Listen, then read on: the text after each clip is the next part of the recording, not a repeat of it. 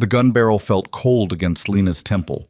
She could hear Victor's voice somewhere in the chaos, sharp, furious, ordering his men to stand down. But the stranger holding her hostage wasn't listening. "You made a mistake, little waitress," he whispered. "Flirting with the devil has consequences." 20 minutes ago, she'd been pouring coffee. Now she was bleeding, terrified, and realizing the handsome businessman who left generous tips was actually Chicago's most dangerous man. And his enemies? They'd been watching her for months. If you're intrigued, stay with me until the end.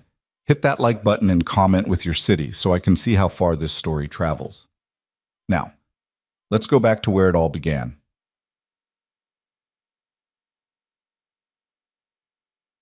Lena Voss had worked at Rosie's Diner for 3 years, and in that time, she'd learned to read people the way some folks read newspapers. The truckers who wanted their coffee black and their conversation non-existent.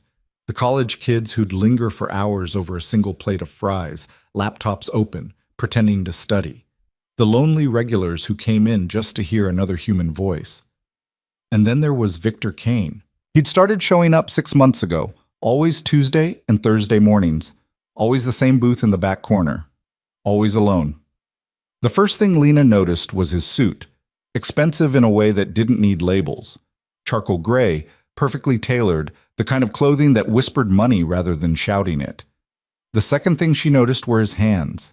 Clean, manicured, but with scars across the knuckles that told a different story than the expensive watch on his wrist. "Coffee?" she'd asked that first morning, pot already tilted. "Please."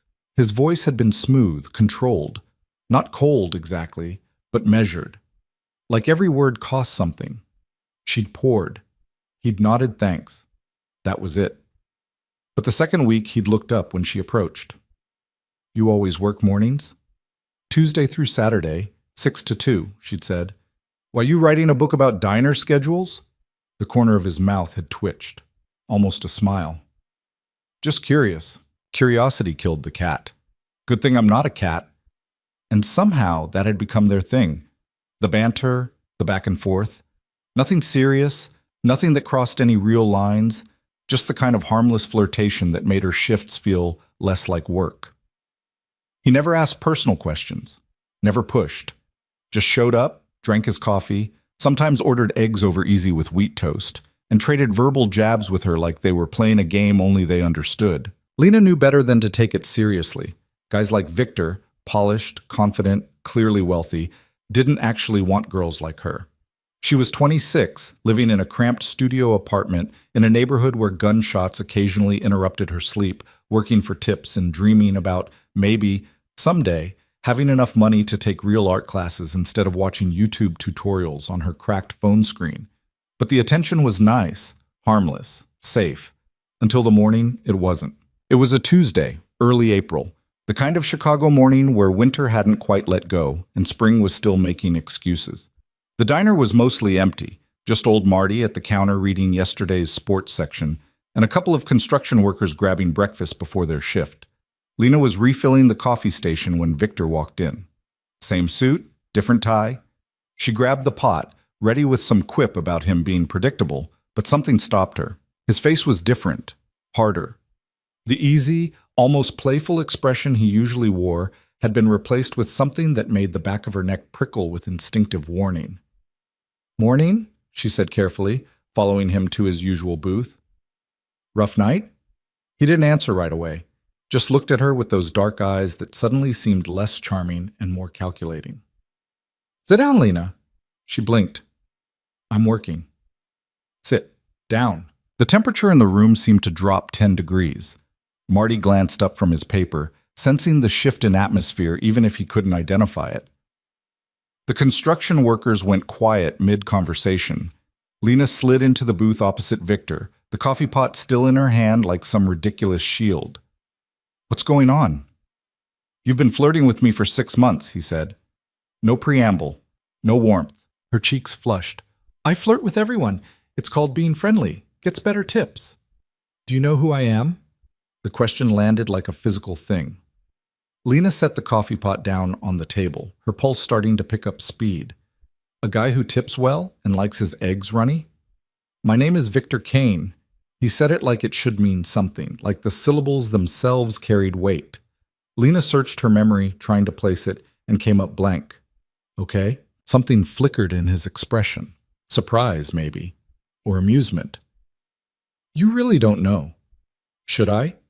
He leaned back, studying her with an intensity that made her want to squirm. I own property all over this city. Restaurants, clubs, businesses. Some of them legitimate, many of them not. The words took a second to fully register.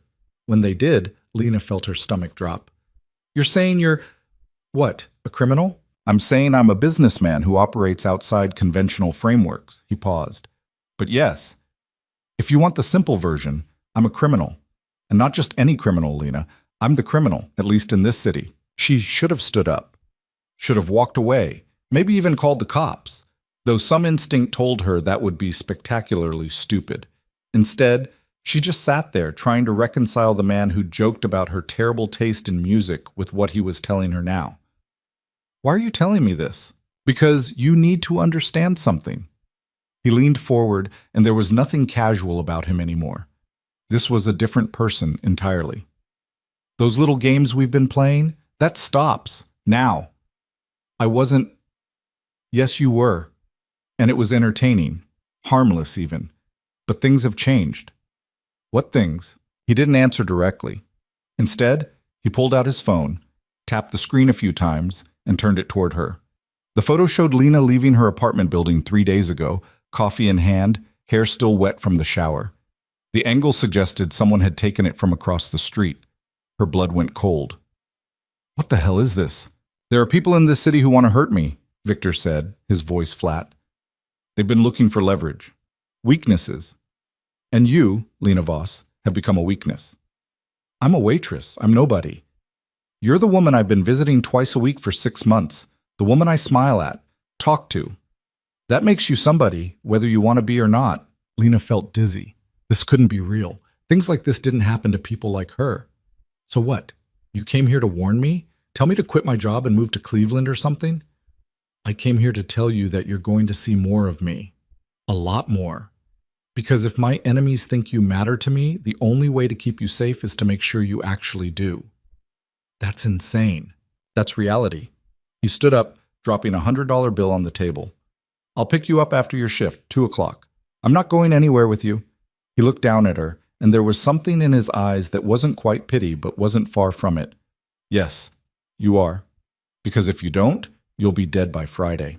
Then he walked out, leaving Lena sitting in the booth with her heart hammering against her ribs, and the construction workers staring at her like she'd just grown a second head. The rest of her shift passed in a blur. She went through the motions, pouring coffee, taking orders, forcing smiles, but her mind was somewhere else entirely. Victor Kane, a criminal, a dangerous man who apparently ran Chicago's underworld, whatever that meant, and somehow, impossibly, she'd become tangled up in his world without even realizing it. She thought about running, just grabbing her tips from the register and disappearing. But where would she go? She had $237 in her checking account, and no family closer than her aunt in Tucson who she hadn't spoken to in 4 years. At 1:45, she clocked out, changed out of her uniform in the tiny employee bathroom, pulling on jeans and a sweater that had seen better days. Her hands were shaking. Rosie, the diner's owner and Lena's closest thing to a friend in the city, caught her on the way out. You okay, hun? You've been acting weird all day. I'm fine, Lena lied. Just tired. That man who comes in regular? The one in the fancy suits? He bothering you? Lena's laugh came out strangled. Something like that? You want me to ban him? I don't care how much he tips. I won't have my girls harassed. The offer was sweet. Useless, but sweet. Thanks, Rosie. I'll handle it. Outside, the April air bit through her sweater.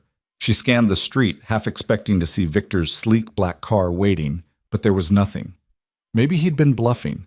Maybe this was all some elaborate, twisted joke. Then a voice behind her said, "This way." She spun around. A man stood there, tall, built like he lived in a gym, wearing a suit that marked him as one of Victor's people. He nodded toward a black SUV parked at the curb, engine running. "I can walk home," Lena said, hating how her voice shook. "No," the man said simply. "You can't." What choice did she have? She climbed into the SUV's back seat, and the man got in beside her. The driver pulled into traffic without a word. "Where are we going?" she asked. "Mr. Kane's office."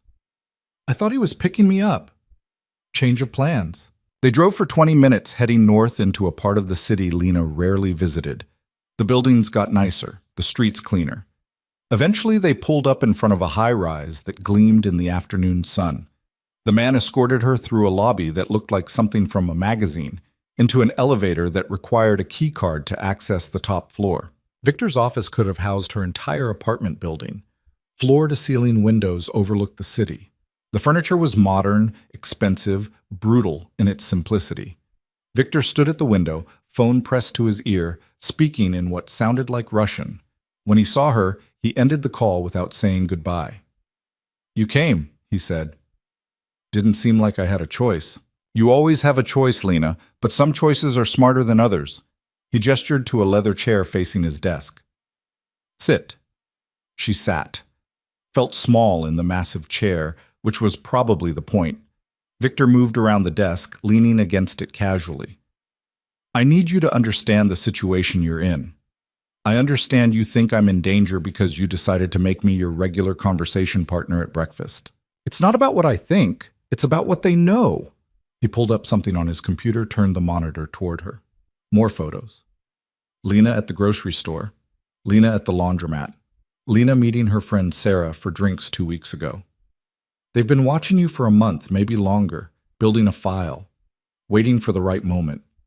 Who's they? The Volkov organization, Russian mob, based out of the South Side. We've been at war for the better part of a year. I've cost them money, territory, people. They want revenge. Lena stared at the photos, nausea rising in her throat. "You brought this to me.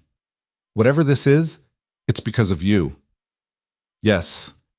The simple admission somehow made it worse. "So fix it. Tell them I'm nobody, that I don't matter." "I could do that," Victor said, "but they wouldn't believe me. And even if they did, they've already invested resources in watching you. They won't just walk away. They'll use you to send a message." "What kind of message?" He didn't answer. Didn't need to. The silence said enough. Lena pressed her palms against her eyes, trying to think. "What do you want from me?" "I want you to let me protect you." "How? By sticking me in some safe house somewhere, hiding me away while you do whatever it is you do?" "No, by keeping you close, making it clear that you're under my protection, that touching you means war." "Sounds like there's already war." "There's conflict," Victor corrected. "War is different. War is total, and that's what they'll get if they hurt you." Lena dropped her hands, looking at him directly. "Why me? You're telling me in 6 months of casual flirting, I became important enough to start a war over?" He was quiet for a long moment. Then, "I don't have many weaknesses, Lena. I've built my life to eliminate vulnerabilities, but you—" He shook his head. "You were supposed to be nothing.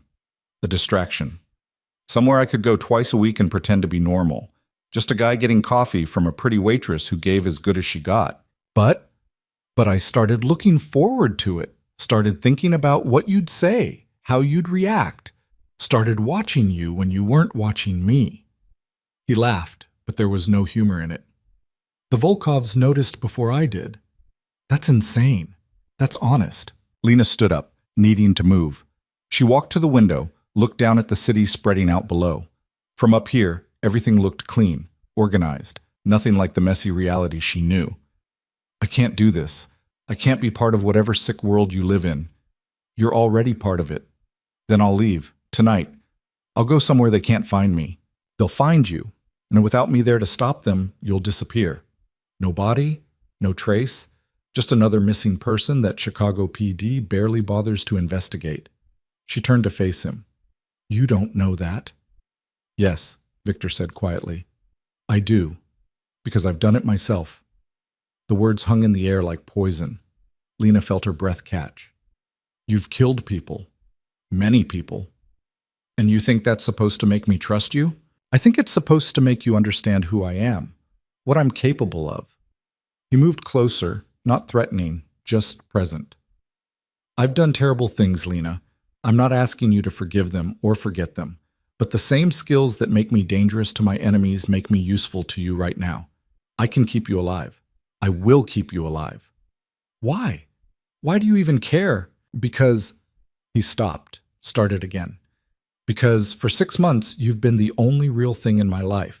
Everything else is calculation, strategy, power plays and negotiations and violence. But you? You didn't know who I was, didn't want anything from me. You just smiled and poured coffee and made terrible jokes about my tie. My jokes aren't terrible. They're awful, he said. And for just a second, there was a flash of the man she'd thought she knew. The one who traded barbs over eggs and toast. But they made me feel human, and I'm not ready to lose that yet. Lena wanted to say something cutting, something that would put distance between them, make this all less real. But looking at him now, seeing past the expensive suit and the cold exterior to whatever was underneath, she couldn't find the words. What happens now? She asked instead. Now I take you home. You pack what you need, and you stay with me until this is over. Stay with you where? I have a penthouse, top floor of a building I own. Security, privacy, everything you need. A golden cage. A safe cage, he corrected. But yes, a cage nonetheless. Lena closed her eyes. Thought about her apartment with its leaky faucet and thin walls. Thought about Rosie's diner and her regular customers. Thought about the life she'd built, small and unremarkable as it was. And if I say no? Then I'll have my people watch you as best they can, but I can't guarantee your safety. And when something happens, not if, when, you'll wish you'd made a different choice. It wasn't really a choice, not in any meaningful way. But Lena found herself nodding anyway. How long? However long it takes. That's not an answer. It's the only one I have. Victor's driver took them to Lena's apartment in the old SUV, trailing a second vehicle that she tried not to think too hard about. The neighborhood looked different now, seeing it through the lens of danger. Every shadow held potential threat. Every parked car could be hiding someone. You lived here for how long? Victor asked, looking up at the building with barely concealed disdain. 3 years? It's cheap. It's a death trap. Not everyone gets to live in penthouses, Lena said sharply. He didn't argue, just followed her up the 4 flights. The elevator had been broken since January, and waited while she unlocked her door. The apartment looked smaller with him in it, more pathetic. She saw it through his eyes, the secondhand furniture, the prints she'd bought at Target trying to make the walls less depressing, the art supplies stacked in one corner that represented dreams she couldn't quite afford to chase. I'll just be a minute, she said, moving toward the bedroom. Take your time. She grabbed a duffel bag from the closet and started throwing in clothes, jeans, sweaters, underwear, which felt weirdly intimate even though Victor wasn't watching. Her toothbrush from the bathroom, the sketchbook she'd been working in, the charcoal pencils that had cost her half a week's tips. When she came back out, Victor was standing at her makeshift art corner, holding one of her drawings. It was a street scene from the neighborhood, old Mrs. Chen from downstairs feeding pigeons, morning light catching the broken glass in the alley. You did this? He asked. Yeah, it's nothing, just, it's good, really good. Something in his voice made her defensive. I'm not looking for compliments. Good, I'm not giving them. I'm stating fact. He set the drawing down carefully. You have real talent, Lena. Why are you wasting it slinging coffee? Because talent doesn't pay rent, and art classes cost money I don't have. He looked like he wanted to say something else, but the words were interrupted by a sound from outside. A crash, followed by shouting. Then an alarm started wailing, the building's fire alarm, ancient and ear-splitting. Victor's entire demeanor changed in an instant. The casual observer vanished, replaced by something cold and lethal. He pulled a gun from inside his jacket. When had he been carrying a gun? And moved to the window. Stay back, he ordered. Lena's heart was hammering. What's happening? Fire, ground floor, spreading fast. How do you know it's spreading? He didn't answer, just pulled out his phone and barked orders at whoever answered. Then he turned to her. We're leaving. Now. There's no time to... Leave everything. Move. She grabbed her duffel and followed him into the hallway. Smoke was already rising up the stairwell, thick and black. People were emerging from apartments, confused, scared. Old Mrs. Chen was shuffling toward the stairs, and Lena started toward her, but Victor grabbed her arm. My people will help her. You're with me. I can't just... You can. You will. He pulled her toward the fire escape at the end of the hall. The window was stuck, painted shut years ago, but Victor kicked it hard enough that the frame splintered. Cold air rushed in, along with the smell of gasoline. This wasn't an accident, Lena said, the realization hitting her like a fist. No. This was a message. Victor helped her through the window onto the metal platform. Below, the alley was filling with smoke. Above, the building stretched up another 2 floors. Can you climb? Yes, I think so. Don't think, do. They went up instead of down. Victor moved with the efficiency of someone who'd done this before, testing each handhold before trusting his weight to it. Lena followed, her hands shaking, trying not to look down at the growing flames below. They made it to the roof just as the first sirens reached the street. Victor's phone rang. He answered without taking his eyes off the building's perimeter. Status? Lena couldn't hear the response, but she saw Victor's jaw tighten. Get everyone out, he said.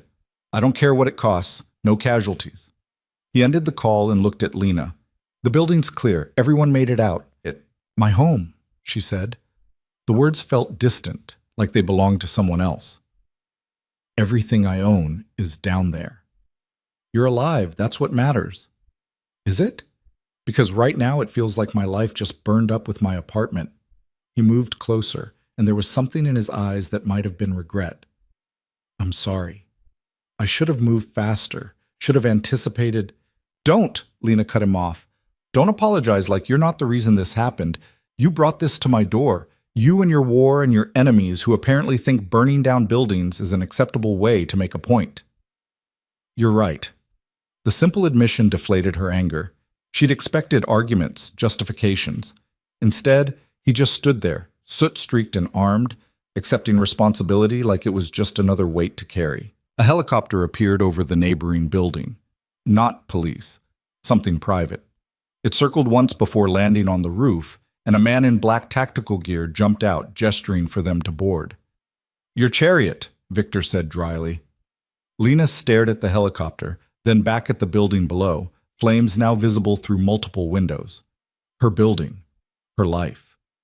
Everything she'd worked for the last 3 years going up in smoke because she'd flirted with the wrong man. But Victor was right about one thing. She was alive. She climbed into the helicopter. The helicopter cut through Chicago's skyline as the sun dipped toward the horizon, painting the sky in shades of orange and red that reminded Lena too much of the flames she'd just escaped. She pressed her forehead against the cold window, watching her neighborhood shrink below. Fire trucks surrounded her building now, their lights flashing uselessly. Too late to save anything that mattered. Victor sat across from her, phone pressed to his ear, speaking in rapid-fire Russian again.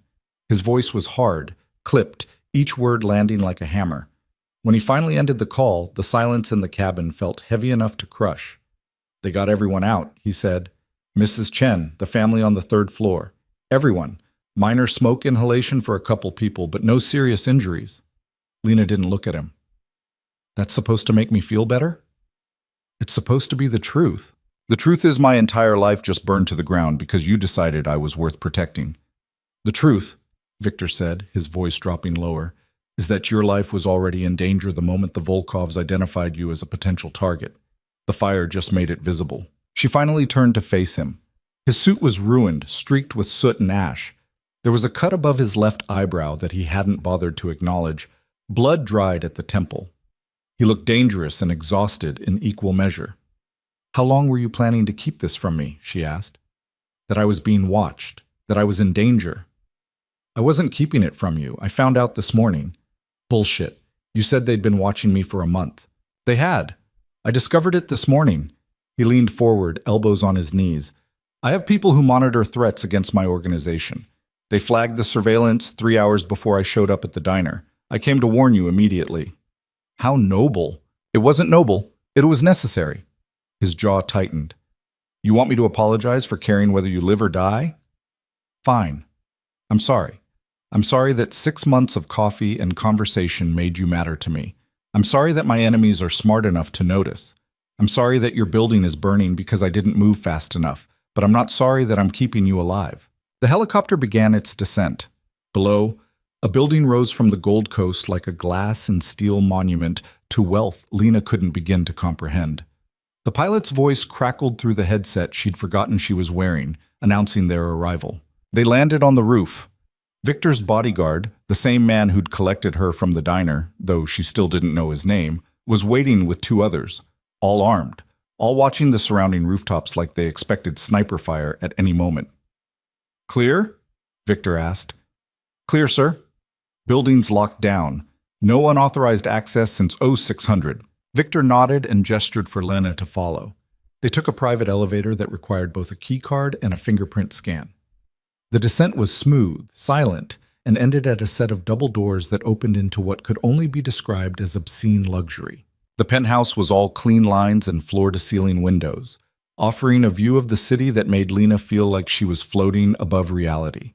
The furniture was modern and minimal, the kind of expensive that didn't need to show off. Everything was in shades of gray and black and white, clinical in its perfection. "Guest room is down the hall, second door on the left," Victor said, shrugging out of his ruined jacket. "You'll find clothes in the closet. I had someone stock it this afternoon." Lena stared at him. "You had someone stock a closet with clothes for me before you even knew if I'd agree to come here?" "I knew you'd agree. You're smart enough to recognize when you don't have a choice." "That's not the same as agreeing." "No," he acknowledged. "It's not." She wanted to throw something at him. The smug certainty in his voice, the way he'd orchestrated all of this, like she was just another piece on his chessboard. But she was too tired, too overwhelmed by everything that had happened in the last 6 hours. So instead, she just picked up her duffel bag, the only thing she owned now, and walked down the hall. The guest room was bigger than her entire apartment had been. The bed could have slept 4 people comfortably. The closet Victor had mentioned was actually a walk-in that contained more clothes than she'd owned in her entire life. Jeans in her exact size, sweaters, blouses, even pajamas. Everything still had tags attached. She grabbed a set of sleep clothes and headed for the bathroom. The shower had multiple heads and controls she didn't understand, but she managed to get hot water running. She stood under the spray for a long time, watching ash and soot swirl down the drain, trying not to think about how the smell of smoke had embedded itself in her hair, her skin, her lungs. When she finally emerged, wrapped in a towel that probably cost more than her weekly paycheck, she found a bag sitting on the bed that hadn't been there before. Inside were her art supplies, the sketchbook and charcoals she'd thrown in her duffel, but also tubes of paint, new brushes, a portable easel, professional grade paper. Thousands of dollars worth of materials she'd never been able to afford. She found Victor in the kitchen, standing at the counter with a tumbler of amber liquid that was definitely not coffee. He changed into dark slacks and a white shirt, sleeves rolled to his elbows. The cut above his eyebrow had been cleaned but not bandaged. "You went back," Lena said, holding up one of the paint tubes, "to my apartment before the fire spread. I had someone retrieve what they could from your art corner. Most of it survived." He took a drink. "Consider it an apology for destroying everything else." "I don't want your guilt gifts." "Then consider it an investment. You said talent doesn't pay rent. Maybe it's time to find out if that's true." Lena set the paint tube down on the counter harder than necessary. "I don't need you to save me, Victor.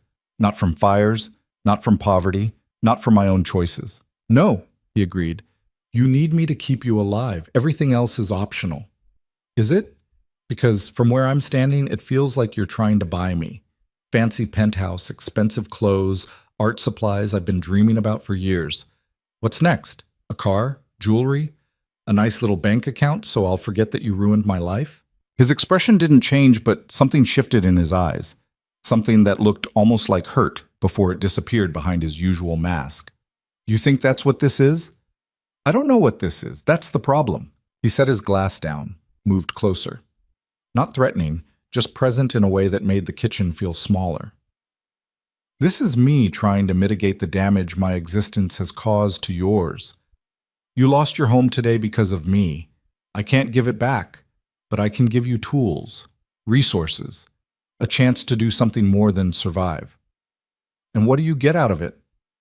The satisfaction of knowing you're not just safe, but equipped to build whatever life you want when this is over." "When this is over," Lena repeated. "You keep saying that like it's inevitable, like there's an end point." "There is. Either the Volkovs back down, or I eliminate them as a threat. Either way, the war ends. And how many people die in the meantime? Victor's silence was answer enough. Lena turned away, staring out at the city lights. From up here, Chicago looked peaceful. Beautiful, even. All the ugliness hidden by distance and darkness. I don't know how to do this, she said quietly. I don't know how to be the person someone starts a war over.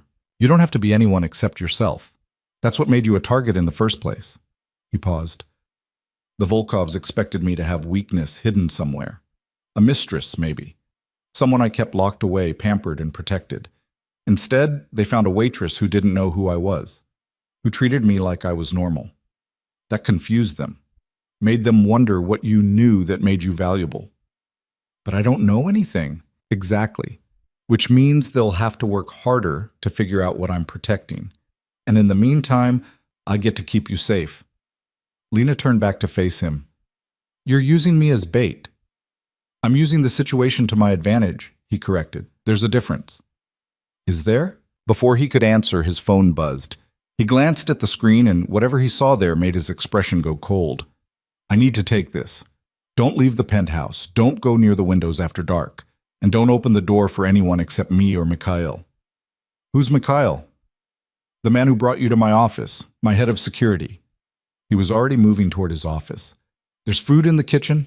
Help yourself to anything. Then he was gone, and Lena was alone in a penthouse that cost more per month than she'd earned in a year, wearing borrowed clothes, surrounded by guilt gifts, trying to figure out how her life had gone from ordinary to insane in less than 12 hours. She raided the kitchen out of spite more than hunger, found imported cheese and crackers that probably cost more than her grocery budget, ate them standing at the counter, washing them down with water from the tap because she refused to open the bottle of wine she'd spotted in the fridge. She wasn't going to drink his expensive alcohol, wasn't going to make herself comfortable in his world. But when she finally went back to the guest room, she couldn't help pulling out the new sketchbook. The paper was thick, textured, the kind she'd only ever touched in art stores when no one was watching. She opened to the first page, picked up a piece of charcoal, and started drawing. The image that emerged was her building, not as it had been in life, but as it burned. Flames eating through windows, smoke billowing into the April sky. She drew Mrs. Chen on the sidewalk, wrapped in a blanket someone had given her, watching her home die. Drew the firefighters who'd arrived too late. Drew the shadows of people she'd lived near for 3 years, but never really known. She was adding the last details when she heard footsteps in the hall. Victor appeared in the doorway, jacket back on, keys in hand. I need to go out, he said. Mikhail will be here. You'll be safe. Where are you going? To have a conversation with some people who need reminding of the rules. The way he said it made Lena's stomach tighten. Victor, don't, he cut her off. Don't ask me not to do what needs to be done. You don't want that responsibility. And you do? I've been carrying it for 10 years. What's one more night? He glanced at her sketchbook, at the drawing of the burning building. Something flickered across his face. You're angry. I'm furious. Good. Angry people fight back. Scared people just hide and hope. He turned to leave, then paused.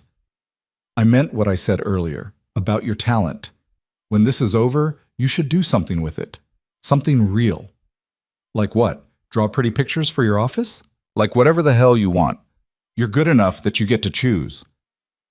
Then he was gone again, and Lena was left staring at her drawing, at the evidence of destruction rendered in charcoal and fury, wondering what it said about her that she'd drawn it at all. She didn't see Victor again that night. Mikhail appeared around 10, did a sweep of the penthouse, and positioned himself in the living room with a laptop and what looked like a substantial weapons cache. He didn't speak to her, and she didn't speak to him. Just went back to her borrowed room and lay in the expensive bed, staring at the ceiling, trying to sleep and failing. Somewhere around 3 in the morning, she heard the elevator doors open. Footsteps, quiet conversation in Russian, then silence. She got up, crept to her door, and opened it just enough to see into the living room. Victor was back. His jacket was gone again, his white shirt no longer white. There was blood on his hands. Not his own, she thought, though she couldn't be sure.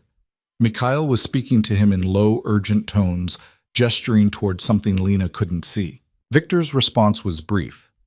Mikhail nodded and disappeared toward the kitchen. Victor just stood there for a moment, alone in his pristine penthouse, covered in evidence of violence Lena could only imagine. Then he looked up, directly at her door, and she realized he'd known she was watching the entire time. Their eyes met across the distance. She should have looked away, should have closed the door and pretended she'd never seen. Instead, she just stood there, holding his gaze, watching him watch her. Finally, he was the one who looked away. He headed toward what she assumed was his bedroom, and she heard the sound of a door closing, water running. She went back to bed but didn't sleep. Just lay there listening to the sounds of the penthouse settling around her, wondering what kind of conversation required that much blood. Morning came too early. Lena woke to sunlight streaming through windows she'd forgotten to cover, her body stiff from tension she hadn't been able to release. She found coffee already made in the kitchen, along with a note in angular handwriting. Had to handle some things. Back by noon. Emma's here if you need anything. She poured coffee into a mug that probably cost more than her security deposit had, carried it to the windows, and looked out at the city. From up here she could see the south side. Could probably see the neighborhood where her building had been, though she didn't let herself look for the smoke. Her phone buzzed. She'd forgotten she still had it, forgotten it had survived in her duffel bag. The screen showed 17 missed calls from Rosie, 6 from Sarah, and a string of texts that ranged from concerned to panicked. She called Rosie first. "Lena, thank Christ. I've been trying to reach you since last night. Are you okay? I heard about the fire, saw it on the news. Your building was—" "I'm fine," Lena interrupted. "I got out. Everyone got out. Where are you now? Do you need a place to stay? You can crash at my place. It's not much, but I'm staying with a friend. I'm safe, Rosie, I promise." "What friend? You never mentioned—" "It's complicated. I'll explain when I can, but I'm okay. Really?" Rosie didn't sound convinced, but she let it drop. "You need anything? You call me. Anytime, day or night. You understand?" "I understand. Thank you." The call with Sarah was harder. Sarah had known Lena since college, had been there through the worst of her early 20s when money was even tighter and hope even scarcer. She'd know Lena was lying the moment she tried. "Where are you?" Sarah demanded before Lena could even say hello. "I went by your building this morning. They're not letting anyone in. The whole place is condemned. Lena, what the hell happened?" "There was a fire. I don't know how it started." "Bullshit! The news is saying it was arson, that someone deliberately torched the ground floor. Who would do that?" "I don't know." "Lena, I really don't know, Sarah. And I can't talk about it right now. I just needed to let you know I'm alive and safe." "Safe where?" "With someone who can help." "That's not an answer." "It's the only one I have right now." There was a long silence on the other end. Then Sarah said quietly, "You're scaring me." "I'm scaring myself," Lena admitted. "But I promise I'll explain everything when I can. Just trust me for now?" "I always trust you. That's not the problem. The problem is you never ask for help, and now you won't even tell me what's going on." "I know. I'm sorry. I have to go." She ended the call before Sarah could protest, then immediately felt guilty. But what was she supposed to say? That she was hiding in a mobster's penthouse because she'd accidentally made herself a target by flirting with the wrong man? That her life had turned into something out of a crime novel, except the violence was real and the fear was suffocating, and she didn't know how to make any of it stop? Mikhail appeared in the kitchen doorway. Up close, Lena could see he was probably in his 40s, with a face that had seen too many fights and eyes that missed nothing. "You need something?" he asked in heavily accented English. "Information," Lena said. "What happened last night, after Victor left?" "Mr. Kane had business to handle." "What kind of business requires coming home covered in blood?" Mikhail's expression didn't change. "The kind you don't ask about." "I'm asking anyway." He studied her for a long moment, like he was trying to decide whether she was brave or stupid. Finally, he said, "The people who burned your building needed to understand that actions have consequences. Mr. Kane explained it to them." "Explained how?" "Thoroughly." The word landed like a stone. Lena set her coffee down, her hands suddenly unsteady. "Did he kill anyone?" "You really want to know?" "Yes." "No," Mikhail said. "He didn't. But he made sure they understood what would happen if they tried again. Sometimes the threat is more effective than the execution." "You sound like you're quoting him." I've worked for Mr. Kane for 8 years. You learn to think like him after a while. Lena moved to the windows again, needing space. How does someone end up doing what he does? What you do? Different reasons. Different paths. Mikhail leaned against the counter, arms crossed. You want to know about Mr. Kane specifically? Would you tell me if I asked? Some of it. The parts that matter. He paused. He was 17 when his father died. Car bomb meant for someone else, but the result was the same. His mother followed 6 months later. Heart attack, officially, but everyone knew it was grief. Victor inherited his father's debts, his father's enemies, and his father's territory. Most people expected him to fold, sell everything, run, maybe end up dead in an alley before his 18th birthday. But he didn't. No, he learned fast, studied the people his father had dealt with, figured out their weaknesses, their patterns. By the time he was 20, he'd consolidated power in ways his father never managed. By 25, he controlled more of the city than anyone since the Prohibition era. Mikhail's voice held something that might have been respect. He's not a good man, Miss Voss, but he's a smart one, and he takes care of the people under his protection. Is that what I am now? Under his protection? You're more than that. You're the first person he's brought here in the 8 years I've known him, the first one he's let see where he lives, how he lives. That means something. It means I'm leverage, Lena said bitterly. If that's all you were, he would have stashed you in a safe house on the outskirts of the city. Instead, he brought you to the most secure location he owns and gave you access to his private space. That's not how you treat leverage. That's how you treat someone who matters. The elevator doors opened before Lena could respond. Victor stepped out, looking substantially better than he had the night before. Clean suit, no blood, though there were shadows under his eyes that suggested he hadn't slept any better than she had. Mikhail, he said by way of greeting. Status? All quiet. No movements on the Volkov side since last night. Good. Keep monitoring. Victor's gaze shifted to Lena. We need to talk. Mikhail took that as his cue to disappear. Lena stayed by the windows, maintaining distance. About what? About what happens next? Victor moved to the kitchen, poured himself coffee with the efficiency of routine. The conversation I had last night bought us time, but not much. Maybe a week before they regroup and try something else. What kind of something else? Nothing as crude as another fire. They know I'll be expecting it now. He took a drink, grimaced like the coffee offended him. They'll try something subtle, indirect. Maybe go after someone you care about to draw you out. Lena's blood went cold. Sarah, my friend Sarah. Already being watched, discreetly. She won't notice, and neither will anyone planning to use her. You can't just put surveillance on my friends without asking. I can, Victor said calmly. And I did. Because keeping you safe means keeping the people you care about safe. Otherwise, you'll do something stupid like leave here to protect them, and then we're all in a worse position.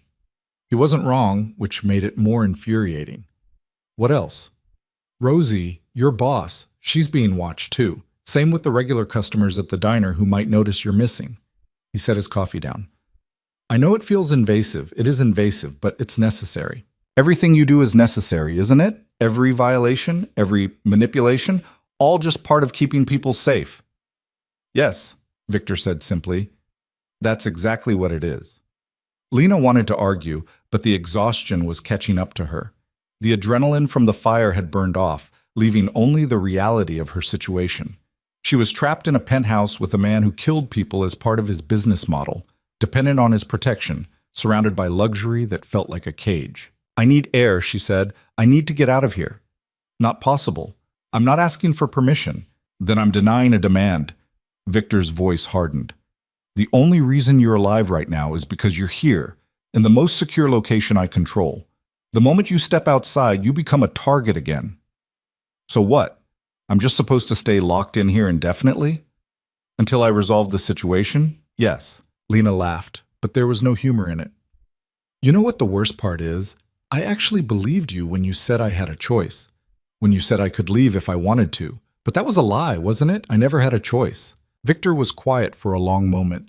Then he said, You're right. You don't have a choice about being here, but you do have a choice about how you spend the time. You can be angry and miserable, or you can use the resources I'm offering and do something productive with them.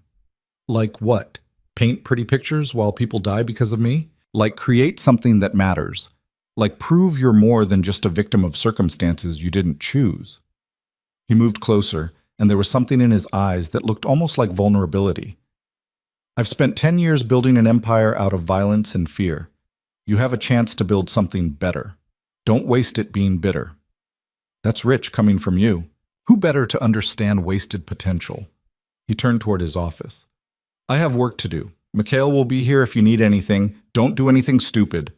He disappeared into his office, leaving Lena alone with her anger and her fear, and the uncomfortable realization that he might actually be right. She spent the rest of the day in the guest room, alternating between sketching and pacing and trying not to think about how her entire world had been reduced to borrowed space in a criminal's home.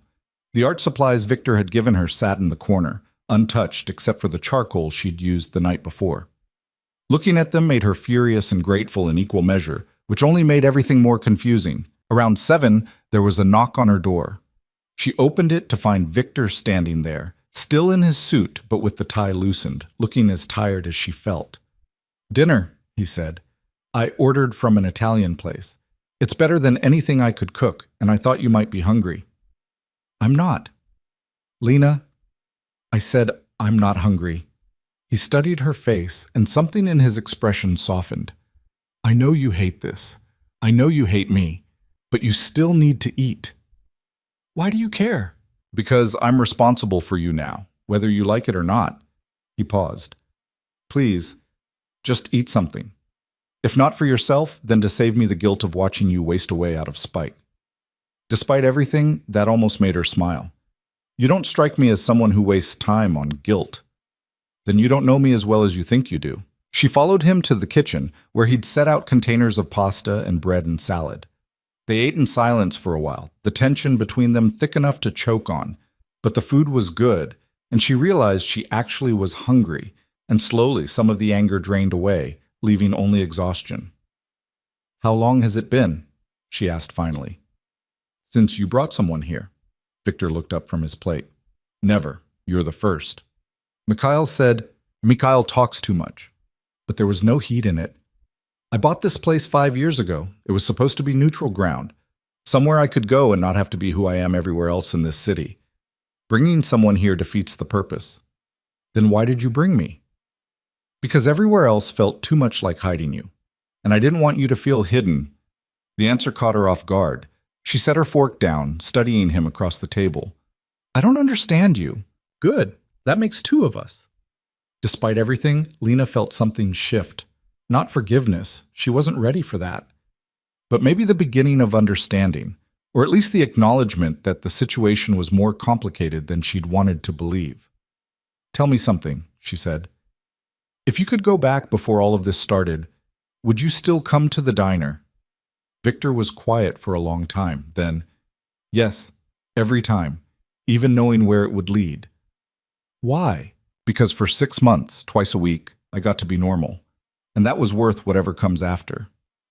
Lena didn't have an answer to that. So she just went back to her pasta, and Victor went back to his, and they finished dinner in a sequence that felt less hostile and more like 2 people trying to figure out how to exist in the same impossible space. 3 days passed in a strange kind of limbo. Lena learned the rhythms of the penthouse.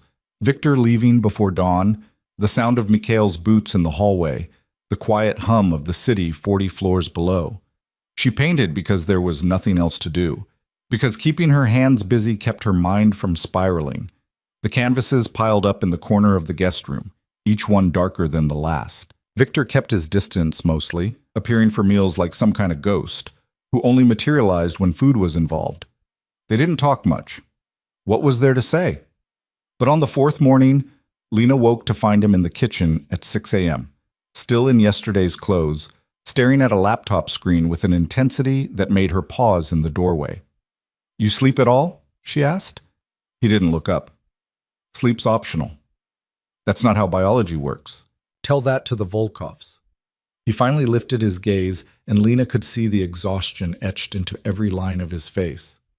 "They hit one of my shipments last night, took out 3 of my men." The casual way he said it made her stomach turn. "Dead?" "2 in the hospital. One went home with a concussion and a story he'll be telling for years." Victor closed the laptop. Could have been worse. They were sending a message, not trying to start a bloodbath. What message? That they're not backing down. He stood, moved to the coffee maker. I miscalculated. Thought the warning I gave them would buy us more time, but they're more desperate than I realized. Lena moved into the kitchen, drawn by something she couldn't name. Curiosity, maybe. Or the need to understand the man who'd upended her entire world. What happens now? Now I escalate. He poured coffee with hands that were perfectly steady despite the exhaustion. They want war? They'll get it, but on my terms. More people are going to die. Yes. The simplicity of the answer was somehow worse than any justification would have been. Lena leaned against the counter, watching him. How do you live with it? Knowing that people die because of decisions you make? Victor was quiet for a long moment, staring into his coffee like it held answers. You want the truth or the version that makes me sound less like a monster? Truth. I don't think about it. Can't afford to.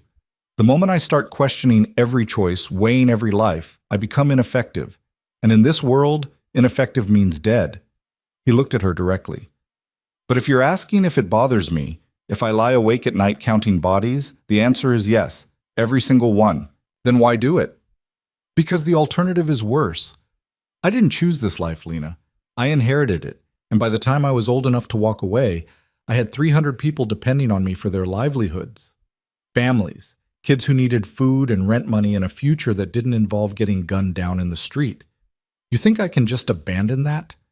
You could go legitimate, use your money, your influence, and leave a power vacuum that gets filled by someone worse than me? He shook his head. I've thought about it, spent years thinking about it, but every time I run the numbers, map out the scenarios, it ends the same way. People die. More people than if I stay and maintain control. Lena wanted to argue, to point out the flaws in his logic, but she couldn't, because somewhere in the twisted arithmetic of his world, he might actually be right. That's a convenient way to justify never changing. It's the reality I live in. He set his coffee down, moved closer. You think I like this? You think I enjoy being the person people fear? I'm 32 years old, Lena. Most people my age are worried about mortgages and whether they'll make partner. I'm worried about which of my enemies will try to kill me this week. You could have walked away from the diner. From me. Before any of this started. Yeah, he said quietly. I could have, should have, but I didn't want to. The admission hung between them, heavy with implications neither of them was ready to explore. Before Lena could respond, Mikhail's voice cut through the tension. Mr. Kane, we have a problem. Victor's entire demeanor shifted, exhaustion replaced by cold focus. What kind of problem? The Volkovs made contact. They want to meet. When? Tonight, neutral ground. They're proposing Dimitri's. Victor's jaw tightened. That's not neutral ground. Dimitri owes them money. I know, which is why I told them to pick somewhere else. And? They said it's Dimitri's or nothing. You don't show. They consider it an admission of weakness. Lena watched the exchange, trying to follow the subtext. This is a trap, she said. Even I can see that. Of course it's a trap, Victor said. The question is what kind? He turned to Mikhail. Get me everything we have on Dimitri's. Layout, exits, sight lines. I want to know every possible way this goes wrong. Already on it. Mikhail hesitated. You're really going? Don't have a choice. I don't show, they'll interpret it as fear. Word gets out that I'm afraid, and every two-bit crew in the city will think they can take a shot at me. So you walk into a trap to prove you're not scared? Lena heard herself say. That's insane. That's leadership. Victor was already moving toward his office. Mikhail, I want 4 teams positioned around the perimeter. Nothing obvious, but ready to move if things go sideways. And get Alexei on the phone. I need to know what the Volkovs have been buying lately. Mikhail nodded and disappeared. Lena followed Victor into his office, unable to stop herself. You can't seriously be considering this. I'm not considering it. I'm doing it. He pulled up a map on his computer, studying it with the focus of a general planning a battle. Dimitri's is in Volkov territory, which means they'll be comfortable. Overconfident, probably. That gives me an advantage. Or gets you killed. Possibly. He glanced at her. You worried about me? I'm worried about what happens to me if you die. Don't pretend this is about sentiment. But something in his expression suggested he didn't quite believe her. And the worst part was that Lena wasn't sure she believed herself either. Somewhere in the last 4 days, the lines had started blurring. Victor wasn't just the dangerous man who destroyed her life anymore. He was also the person who'd saved her art supplies from a burning building, who brought her dinner when she forgot to eat, who looked at her paintings like they mattered. I'll be fine, he said, turning back to the map. I've walked into worse situations and walked back out. Name one. 3 years ago, the Bratva tried to muscle in on my territory, set up a meeting to discuss terms, then had 16 men waiting to ambush me. I went in alone, walked out with a treaty that's held ever since. How? By being smarter than they expected and more ruthless than they were prepared for. He zoomed in on a section of the map. The Volkovs aren't the Bratva. They're sloppier, more emotional. They'll make mistakes. Lena moved closer, looking at the screen. Dimitri's appeared to be a restaurant, 2 stories, lots of windows. What if they don't make mistakes? What if this is the one time everything goes exactly according to their plan? Victor looked at her then, really looked at her, and something in his expression softened. Then Mikhail will get you somewhere safe. I've already made arrangements. I don't want arrangements. I want... She stopped, not sure how to finish that sentence. What did she want? For him to not go? For this entire situation to be different? For her life to go back to normal, even though normal had been grinding poverty and unfulfilled dreams? You want me to be careful, Victor finished for her. I will be. I promise. Your promises don't mean much when you're walking into a trap. They're all I've got to offer. He held her gaze, and Lena felt something shift in her chest. Fear, yes, but also something else. Something that felt dangerously close to caring whether this man lived or died, independent of what it meant for her own survival. This is stupid, she said, but the words came out softer than she intended. Most of what I do is stupid. You get used to it. He went back to his planning, and Lena went back to the guest room, trying to convince herself that the knot in her stomach was just anxiety about her own situation and nothing more. The rest of the day crawled by. Victor spent hours in his office, door closed, voice occasionally rising in Russian, as he coordinated whatever nightmare scenario he was walking into. Mikhail came and went, each time looking grimmer. Around 4, 2 more men showed up, both armed, both wearing the same expression of controlled tension that Mikhail wore. Lena tried to paint but couldn't focus, tried to read one of the books from Victor's shelf but couldn't make the words stick. Finally, she just sat by the window and watched the city, trying not to think about what tonight might bring. At 6, Victor emerged from his office wearing a different suit, this one dark enough to hide bloodstains. The thought made Lena's stomach turn. You're really doing this, she said. I'm really doing this. He was checking a gun, movements efficient and practiced. The casual way he handled the weapon should have terrified her. Instead, it just made everything feel more real. What do I do if you don't come back? Mikhail has instructions. He'll take you somewhere safe, set you up with new identification, enough money to start over somewhere the Volkovs can't reach you. That's not what I asked. Victor looked up from the gun. What are you asking, Lena? She didn't know. Didn't have words for the tangle of fear and anger and something else that had been building in her chest for days. Just come back, she said finally. Don't make me spend the rest of my life wondering what happened. I'll come back. He holstered the gun, moved closer. I've survived a lot worse than a meeting with some desperate Russians. You don't know that.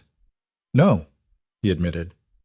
But I'm choosing to believe it anyway. Then he was gone, taking Mikhail and the 2 other men with him, leaving Lena alone in the penthouse with instructions not to go near the windows and an emergency number she was supposed to call if anything went wrong. The next 3 hours were the longest of Lena's life. She paced, made coffee she didn't drink, started a painting and abandoned it. The silence of the penthouse pressed down on her, broken only by the ticking of a clock she hadn't noticed before and the distant sounds of the city below. At 9:30, her phone buzzed with a text from an unknown number. Things got complicated. Stay inside. Don't open the door for anyone. The message should have been reassuring. At least he was alive to send it. But the word complicated covered a lot of territory, none of it good. At 10:15, she heard the elevator. Her heart jumped, but she forced herself to wait, to not rush out like some worried girlfriend in a bad movie. She wasn't that. Didn't want to be that. But when Victor walked into the living room, she was there anyway. He was bleeding. Not badly. A cut above his left eye, another on his cheekbone, but enough that her stomach dropped. His suit jacket was gone. His shirt torn at the shoulder. But he was walking, talking into his phone in rapid Russian, and most importantly, alive. He saw her and ended the call. "You're bleeding," Lena said, because stating the obvious seemed safer than any of the other things she wanted to say. "It's not mine." Mostly. He moved past her toward the bathroom. "I need to clean up." "What happened?" "Later. Right now I need to make sure none of this is serious." Lena followed him into the bathroom, watching as he stripped off his shirt and examined the damage in the mirror. There were bruises blooming across his ribs, a nasty scrape on his shoulder, and the cuts on his face that were still bleeding sluggishly. "You said you'd be careful," she said. "I was. You should see the other guys." He started cleaning the facial cuts with efficiency that suggested he'd done this many times before. The meeting was going fine until it wasn't. They tried to take me in the parking lot on the way out. 4 men, maybe 5. Hard to count when you're busy not dying. "And you fought them off alone?" Mikhail was there. The others provided cover fire from their positions. He winced as antiseptic hit the cut. "We got out. They didn't." The casual way he said it made Lena's blood run cold. "You killed them." "They were trying to kill me. I returned the favor." He met her eyes in the mirror. "You want me to apologize for surviving?" "I want you to—" She stopped, not sure what she wanted. For him to be different? For the violence to mean something instead of just being another Tuesday night? "I want this to be over." "So do I." He turned to face her, and the exhaustion was back in his eyes, heavier than before. But it's not. If anything, it just got worse. How is that possible? Because the Volkovs weren't trying to negotiate tonight. They were trying to send a message to their own people. Show that they're not afraid of me, that they can strike at me directly. He moved past her, heading for the bedroom. "I need to change. Then we need to talk about what comes next." Lena waited in the living room, her mind racing. The violence she'd been trying to ignore, trying to keep at arm's length, had just walked through the door wearing Victor's face. This was real. People had died tonight, and more would die tomorrow or the next day, or whenever the next escalation came. When Victor reappeared, he was wearing clean clothes and looked slightly more human, though the bruises on his face were already darkening. He poured himself a drink, offered her one. She took it. "The Volkovs are planning something big," he said, without preamble. "I got that much from the conversation before it went sideways. They've been buying explosives, military-grade equipment. Whatever they're planning, it's not going to be subtle. Can't you just, I don't know, call the police? Turn them in? For what? Having explosives isn't illegal if you have the right permits, and they're smart enough to have paperwork. And even if the cops could touch them, it would just delay the inevitable. Someone else would step up, take their place, and the cycle would start over. So what's your plan? End it. Permanently." He took a drink, grimaced. "I've been trying to avoid all-out war, but they're not giving me a choice. So I'm going to hit them where it hurts. Take out their revenue streams, their supply lines, their key people. Make it impossible for them to function. That's going to take time. 3, maybe 4 days if I'm efficient." He looked at her. "Which means you need to stay here, stay safe, stay out of sight. No contact with anyone outside this building. No calls, no texts, nothing that could give away your location." "I'm already a prisoner. You're just making the cage smaller." "I'm keeping you alive." His voice hardened. "After tonight, the Volkovs know I'm not backing down. That means they'll get desperate, and desperate people do desperate things." Before Lena could respond, the lights went out. The transition from bright to black was instant and absolute, the kind of darkness that came from a total power failure. Victor was moving before Lena could even process what was happening, his hand finding her arm in the darkness. "Don't move," he said quietly. "Don't make a sound." Her heart was hammering so hard she thought he must be able to hear it. "What's happening?" "Either a building-wide outage or someone cut the power. Given the timing, I'm betting on the latter." "They found us?" "They found something, whether it's us specifically or just the building." He stopped. In the silence, Lena heard it too. A faint sound like metal on metal coming from somewhere above them. The roof, Victor breathed. They're coming through the roof. He pulled her toward what she thought was the bedroom, moving with the confidence of someone who knew every inch of the space, even in total darkness. She heard a door open, felt herself being pushed into a smaller space. "Stay here," Victor said. "Don't come out unless I tell you to, or unless you hear silence for more than 10 minutes. If that happens, use the emergency exit behind the panel on the left wall. It leads to a service tunnel. Follow it to the end. It'll come out 2 blocks away. Mikhail knows the location." "Where is Mikhail?" "On his way." I triggered the alert when the power cut. He pressed something into her hand, a phone, she realized. "If I don't come back, call the number that's already dialed. Tell them Victor's package needs extraction. They'll handle the rest." "Victor, no time. Stay quiet. Stay hidden. Stay alive." Then he was gone, and Lena was alone in the darkness of what she now realized was a panic room, listening to sounds she couldn't identify and trying not to imagine all the ways this could end. She heard voices, muffled by the walls, but definitely there. Russian, harsh and urgent. Then gunfire. Sharp cracks that made her flinch even through the reinforced walls.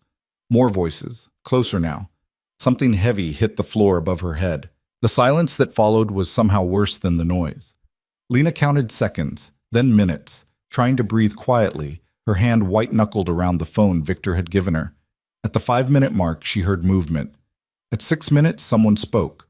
Victor's voice, rough but alive, saying something in Russian that sounded like an order. At 7 minutes, the panic room door opened. Lena nearly screamed before she recognized Victor's silhouette against the emergency lighting that had kicked on in the hallway. He was breathing hard, and there was fresh blood on his hands, but he was standing. "It's clear," he said. "You can come out." She stepped into the hallway and immediately wished she hadn't. There were bodies, 3 of them, sprawled in positions that suggested violent ends. Victor's pristine penthouse looked like a war zone. Furniture overturned, bullet holes in the walls, glass everywhere. "They broke through the roof access," Victor said, following her gaze. "Rappelled down the side of the building, cut through the reinforced glass. They were good. I'll give them that.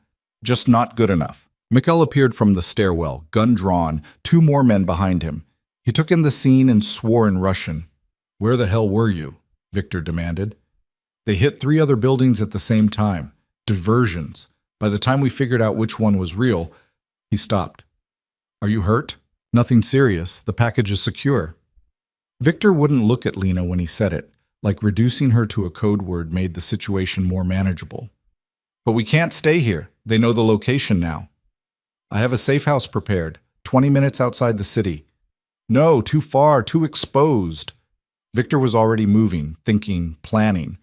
"The warehouse on Morgan Street. It's defensible, and we have supplies there." "That's a business location. If they track us there..." "They won't.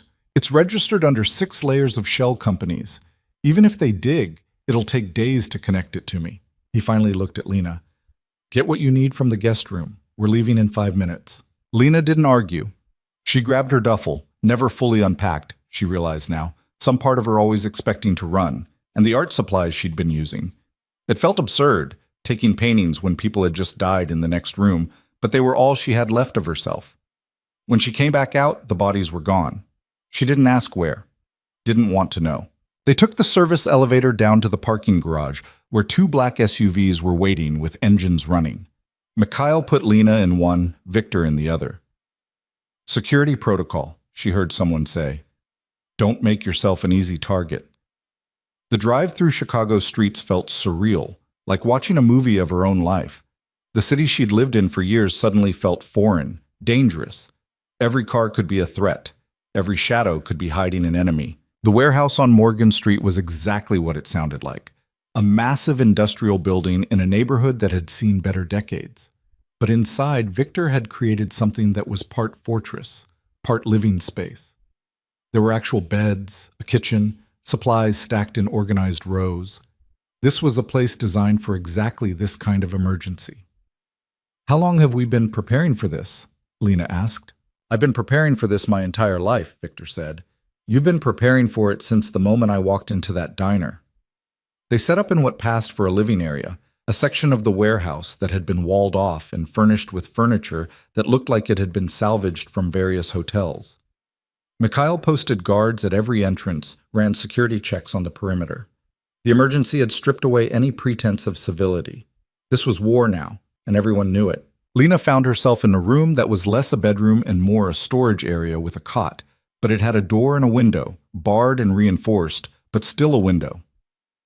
She sat on the cot, still holding her duffel bag, trying to process everything that had happened in the last few hours. Victor appeared in the doorway. He looked worse in the fluorescent lighting, the bruises darker, the cuts more vivid, but his eyes were alert, calculating. "I'm sorry," he said. "For what? The attack? The bodies? The fact that my life is now defined by running from one secure location to another? All of it."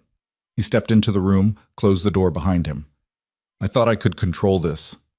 Thought I could keep you safe while I handled the Volkovs. I was wrong.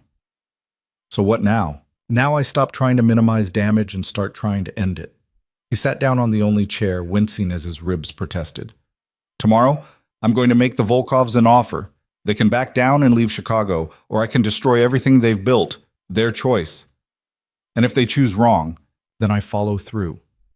He looked at her directly. "I need you to understand what that means. It means I'm going to hurt people, kill people, do things that you can't unhear or unsee or forget. And when it's over, you're going to look at me and see a monster." Lena thought about the bodies in the penthouse, the blood on Victor's hands, the casual way he talked about death like it was just another business transaction. "I think I already do," she said, "but I also see the person who saved my art supplies, who brings me dinner, who looks exhausted because he's carrying the weight of 300 families on his shoulders. Those things don't cancel each other out." "No," she agreed. "They don't. You're both people at the same time. The monster and the man. And I don't know what to do with that." Victor stood up, moved toward the door. "You don't have to do anything with it. Just survive it. When this is over, you can walk away and never think about me again. Start fresh somewhere. Use those art supplies to build the life you should have had all along." "And what will you do?" "Go back to being the person everyone fears. It's what I'm good at." He left before she could respond, and Lena was alone again in a room that wasn't hers, in a building that smelled like oil and concrete, hiding from people who wanted to kill her because she'd smiled at the wrong man 6 months ago. She lay down on the cot, staring at the ceiling, and wondered if Victor was right. If when this was over, she'd be able to walk away and forget. If the art supplies and the new life would be enough to erase the memory of gunfire and blood and the look in his eyes when he talked about the violence to come. Somehow, she doubted it. Sleep didn't come. Lena lay on the cot listening to footsteps echoing through the warehouse, voices speaking in Russian, the occasional crackle of a radio. Somewhere around 3 in the morning, she gave up pretending and went looking for coffee.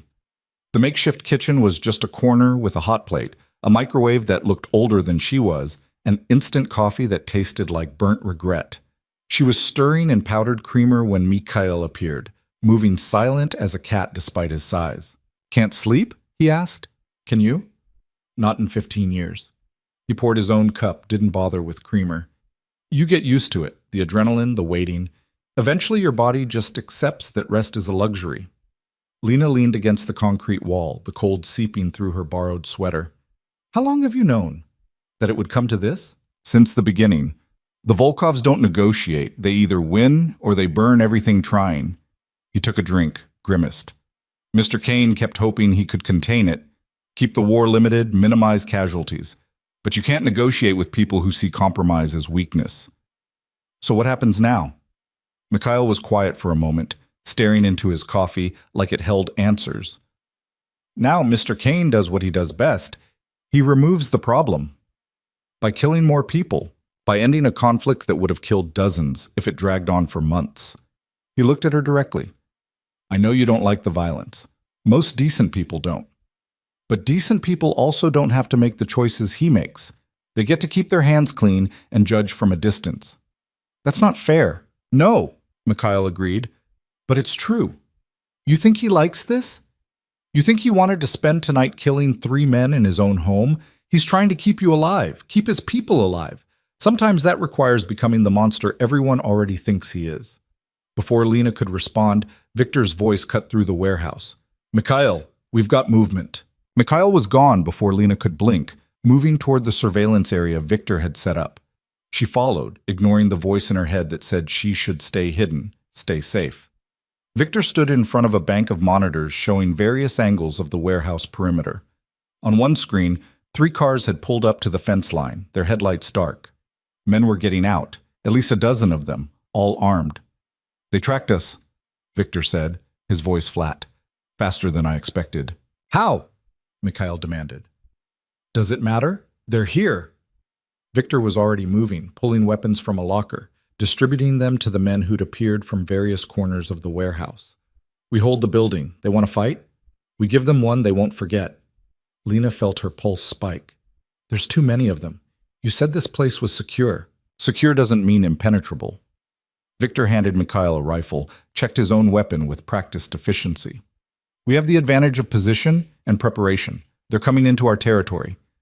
"They also have numbers and the element of surprise," Lena shot back. "This is suicide."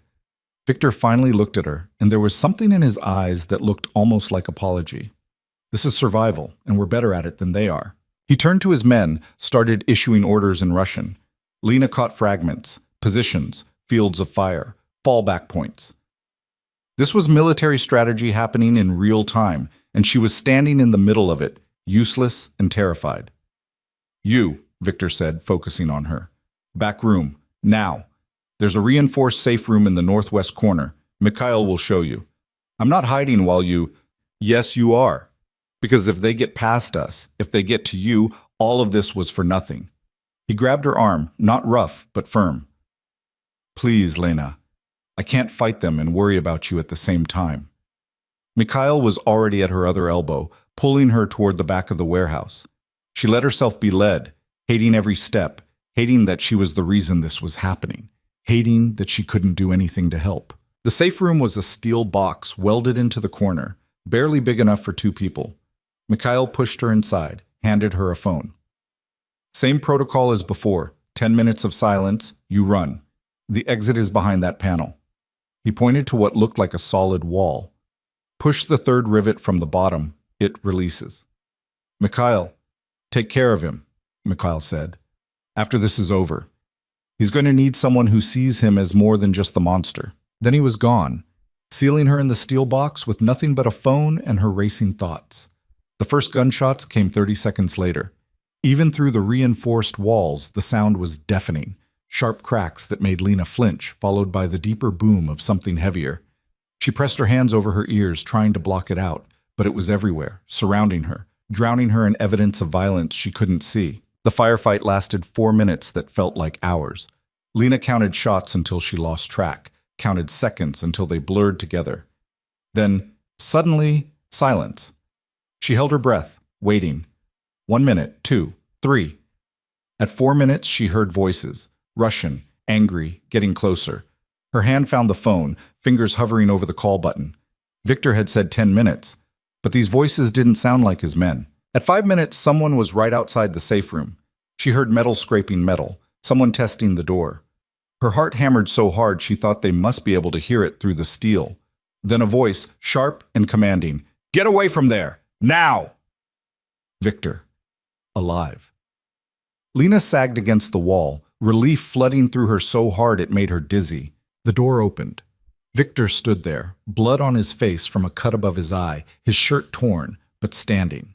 Behind him, Mikhail and 3 others. No sign of the Volkov men. "It's over," Victor said. "You can come out." Lena stepped into the warehouse and immediately regretted it. There were bodies, more than before, scattered across the floor in positions that told stories she didn't want to read. Bullet holes pocked the walls. The smell of gunpowder hung in the air, acrid and choking. "How many?" she asked. "They brought 12. We brought 4 down before they got inside. The rest—" Victor stopped. "It doesn't matter. They're gone. We're not." "Any of ours hurt?" Anton took a round in the shoulder. "He'll live. The rest of us are just bruised and pissed off." Victor was already moving, directing his men to secure the perimeter, clean up the evidence. "But we can't stay here. They'll send more." "Where do we go?" Lena heard the exhaustion in her own voice. "How many safe houses do you have?" "Enough. But that's not the solution anymore." He turned to face her fully. I'm done running, done reacting. Tomorrow, I end this. How? By going after the Volkovs directly. Not their soldiers, not their operations. The leadership. I take out Alexei Volkov and his brother Dmitry. The organization collapses. Without them, there's no one to hold it together. Mikhail stepped forward. That's a suicide mission. They'll have security, multiple layers. You'll never get close. I'll get close because they won't expect it. They think they have me on the defensive, think I'm scrambling to protect what's mine. Victor's voice was cold, calculated. They're wrong, and by the time they realize it, it'll be too late. You're going to kill them, Lena said. Not a question. Yes. The simple acknowledgement should have horrified her. Instead, she just felt numb. They'd moved past horror somewhere around the third dead body. And then what? You think that solves everything? I think it solves the immediate problem of people trying to kill us every 6 hours. Victor ran a hand through his hair, and Lena saw how tired he was. Not just physically, but deeper than that. Tired in a way that sleep wouldn't fix. I know what you think of me, what you must think of me after tonight, but I'm out of options, Lena. This is the only way forward. She wanted to argue, wanted to tell him there had to be another solution, some path that didn't end in more death. But looking around the warehouse, at the evidence of violence that would have included her if Victor hadn't been fast enough, smart enough, ruthless enough, she couldn't find the words. How long? She asked instead. How long what? Until you go after them. Until you do whatever you're planning to do. Tomorrow night, I have someone on the inside who can get me access to their compound. It's a narrow window, but it's enough. And me? You stay here with Mikhail and a security team. This location is compromised, but it'll take them time to organize another assault. Enough time for me to finish this. No. Victor's expression hardened. This isn't negotiable. You're right, it's not. Because I'm not sitting in another steel box waiting to find out if you're alive or dead. Lena moved closer, meeting his gaze. You said I was part of this whether I wanted to be or not. Fine. Then I'm actually part of it. Not just the thing you protect, but someone who has a say in what happens next. What are you suggesting?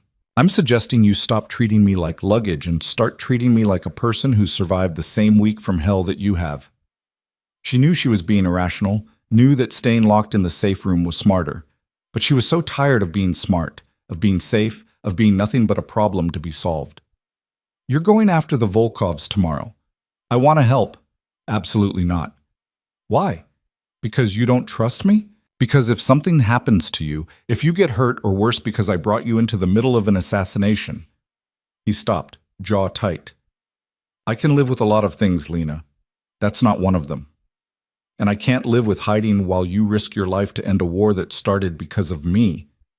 This war started long before you. The only thing you did was give it a face. Then let me help give it an ending. She didn't know where the words were coming from, didn't know when she'd decided that staying behind wasn't an option, but standing in this warehouse, surrounded by evidence of how close death had come, she knew she couldn't do it again, couldn't sit in a box waiting for silence that might never break. I know the city. I know how to blend in, how to move through neighborhoods without attracting attention. You and Mikhail and your men, you stand out. But me, I'm invisible. I've spent my whole life being invisible. Victor stared at her like she'd lost her mind. You want to be part of an assassination because you're good at being invisible? I want to be part of ending this because I'm tired of being afraid, because every hour I spend hiding is another hour the Volkovs win. She took a breath. And because maybe if I help end it, I can stop feeling like a victim and start feeling like I have some control over my own life again. The silence stretched between them. Mikhail had moved away, giving them space, but Lena could feel him listening, could feel all of them listening, waiting to see what Victor would say. No, Victor said finally. It's too dangerous. Everything's too dangerous, that's the point. Lena, stop protecting me from the consequences of your world and start letting me navigate them. I'm not asking you to put me in the line of fire. I'm asking you to let me be useful instead of just being the reason you fight. Victor looked at her for a long moment, and she saw the war happening behind his eyes. The part of him that wanted to keep her locked away, safe and untouched by the ugliness of what he was about to do, battling the part that recognized she was right. that treating her like something fragile wasn't the same as keeping her safe. "If I agree to this," he said slowly, "you follow my orders exactly. No improvising, no taking risks, no trying to be a hero." "I'm not trying to be a hero. I'm trying to be a participant." "Fine. Then here's how it works. Tomorrow, we're going to scout the Volkov compound. You'll come because you're right. You blend in better than we do. But the actual assault, you stay back. You stay safe. And when it's over, when the Volkovs are gone and the threat is neutralized, you get to walk away and build whatever life you want. And you?" "I go back to being what I was before, the monster in the expensive suit." Lena held his gaze. "What if I don't want you to be just that anymore?" The question hung in the air between them, heavier than any of the violence that had come before. Victor's expression shifted, surprise flickering across his features before he locked it down. "We should get some rest," he said, not answering. "Tomorrow's going to be a long day." He walked away before she could push further, disappearing into the maze of the warehouse. Mikhail appeared at her elbow, his expression unreadable. "That was either very brave or very stupid," he said. "Probably both. Mr. Kane doesn't let people in easily. The fact that he's considering your offer at all means something." "What does it mean?" Mikhail smiled, and it was the first time Lena had seen anything approaching warmth from him. "It means you're not luggage anymore. You're something more dangerous. You're someone he cares about." They moved to a different section of the warehouse for what remained of the night, setting up in a space that Victor assured her was more defensible. Lena tried to sleep and managed maybe 2 hours, her dreams full of gunfire and blood and Victor's face when he'd said he couldn't live with her getting hurt. Dawn came gray and cold. Victor was already awake when Lena emerged from her makeshift room, studying maps spread across a table, marking positions with a precision that spoke to years of practice. "The Volkov compound is in Bridgeport," he said without looking up. "Old industrial area, lots of warehouses and abandoned buildings. They've turned one of the larger structures into their headquarters. Guards at every entrance, surveillance on the perimeter, the whole setup." Lena moved closer, looking at the map. "How do you plan to get inside?" "My inside man works security. He'll create a distraction, take out the cameras for a 5-minute window. That's all I need to get in, do what needs to be done, and get out. And if something goes wrong, then I improvise." He finally looked at her. "Your job is to be our eyes on the street. There's a coffee shop 3 blocks from the compound. You'll set up there with a laptop and a radio. If you see anything unusual, police, reinforcements, anything that suggests our window is closing, you let me know immediately." "That's it? I just sit in a coffee shop?" "You sit in a coffee shop and you keep me from walking into a trap I don't see coming. That's not a small job, Lena. That's the difference between success and a bloodbath." She studied the map, tracing the streets with her finger. "What time?" "We leave at 4. The meet is at 7, after dark. Gives us time to position everyone, run through the plan one more time. And if it works? If you actually pull this off? If it works, the Volkov organization collapses within 48 hours. Their operations fall apart. Their territory gets absorbed by smaller crews and the threat to you disappears." He rolled up the map. "You get your life back." "What about you? What do you get?" Victor's laugh was bitter. "Peace, maybe. For a little while. Until the next threat emerges and the cycle starts over." "It doesn't have to be like that." "Yes," he said quietly. "It does. This is the life I chose. Or the life that chose me. Either way, it's what I am." The rest of the day passed in preparation. Victor's men cleaned weapons, ran communications checks, reviewed the plan until everyone could recite it in their sleep. Lena watched from the sidelines, feeling useless despite Victor's assurances that her role mattered. Around 3, Mikhail found her in the corner where she'd been sketching, nervous energy needing an outlet. He looked at her drawing, a rough map of the compound with shadows that didn't quite match the light sources. "You're worried," he said. "Of course I'm worried. People are going to die tonight." "People were always going to die. At least this way it ends." "You really believe that? That killing 2 men solves everything?" Mikhail sat down beside her, his bulk making the chair creak. "I believe that in this world, power is the only thing that matters. And right now the Volkovs have enough power to threaten Mr. Kane, threaten you, threaten the stability he's built. Removing them restores balance. Balance built on violence. All balance is built on violence. The only question is whether it's controlled or chaotic. He gestured at her drawing. You're good at seeing shadows where they shouldn't be. That's going to be useful tonight. At 4 o'clock, they loaded into vehicles. Lena rode with Victor and Mikhail, the silence in the SUV heavy with anticipation. The drive to Bridgeport took 30 minutes through Chicago's evening traffic, past neighborhoods that shifted from commercial to residential to industrial decay. The coffee shop Victor had mentioned was exactly the kind of place Lena would have hung out in her old life. Worn furniture, art on the walls from local artists, the smell of over-roasted beans. She ordered a latte she didn't want and sat up at a table by the window, laptop open, radio earpiece hidden under her hair. Victor and Mikhail continued on, disappearing into the maze of warehouses and abandoned buildings. Lena pulled up the surveillance feeds Victor had hacked earlier. Grainy black and white images of the Volkov compound, guards moving through their rotations, lights coming on as darkness fell. Radio check, Victor's voice crackled in her ear. You copy? I copy, Lena said quietly, pretending to be on a phone call. Feed looks good. I count 6 guards on the perimeter, 2 at the main entrance. Copy that. We're in position, waiting for the window.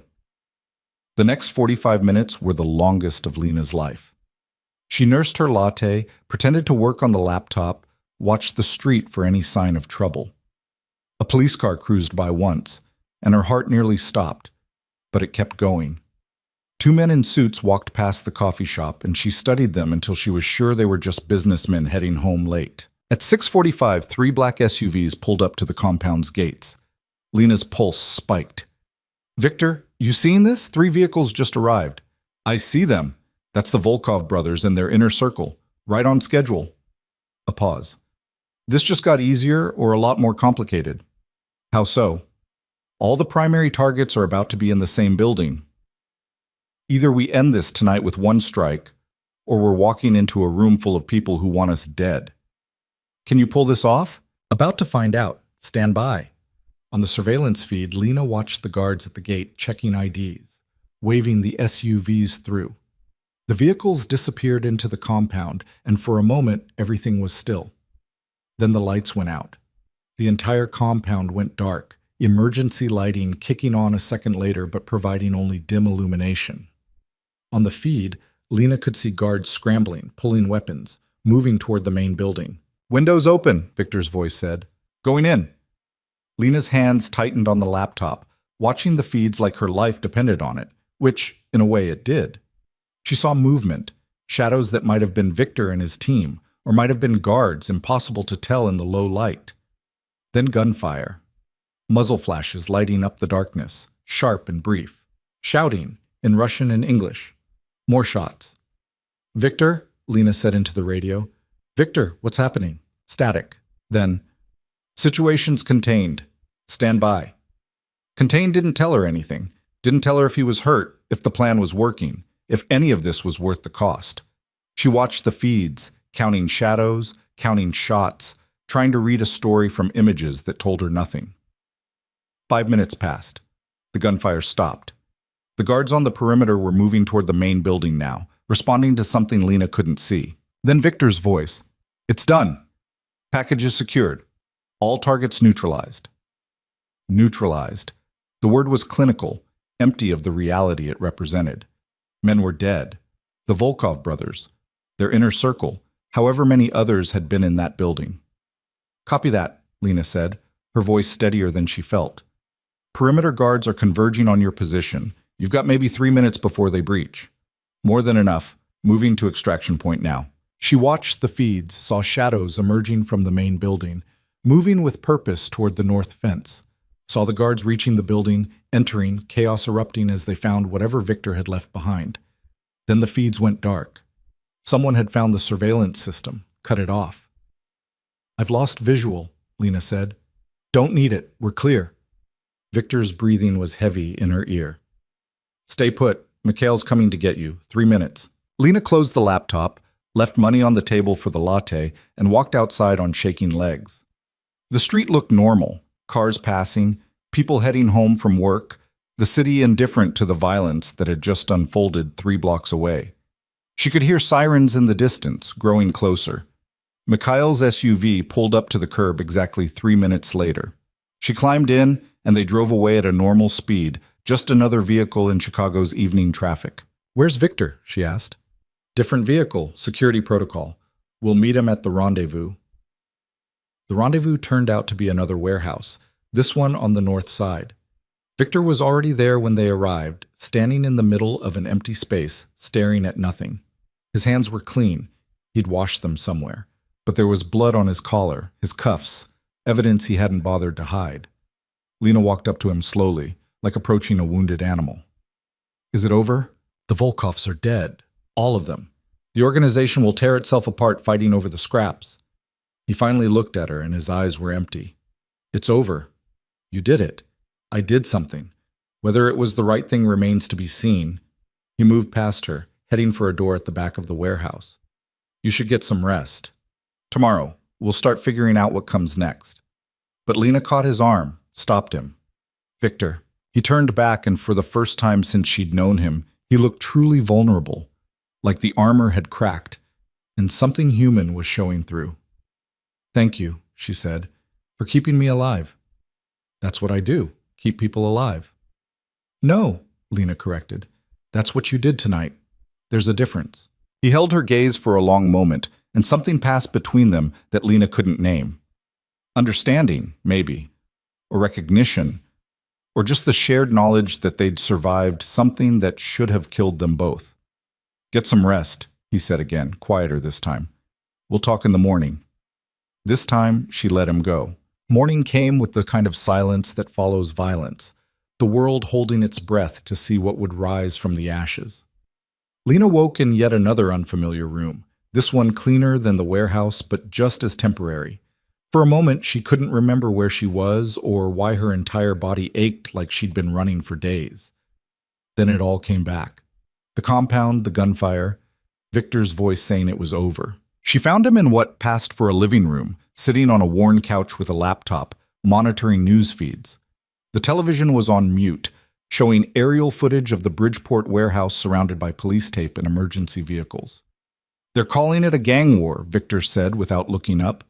"Rival factions, internal dispute, the usual story the media tells when they don't want to dig deeper."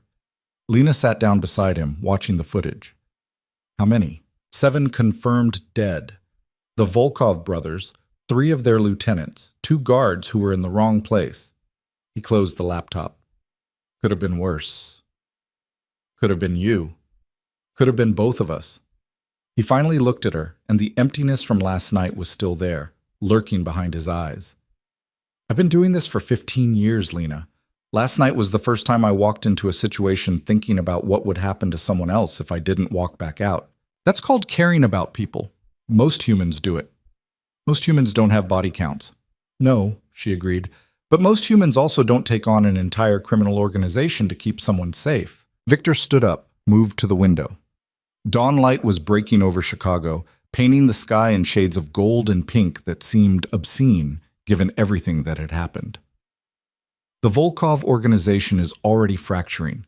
My contacts tell me 3 different crews are fighting over territory, and the police are using the chaos to sweep up anyone stupid enough to be visible. Within a week, they'll be gone entirely." "And you?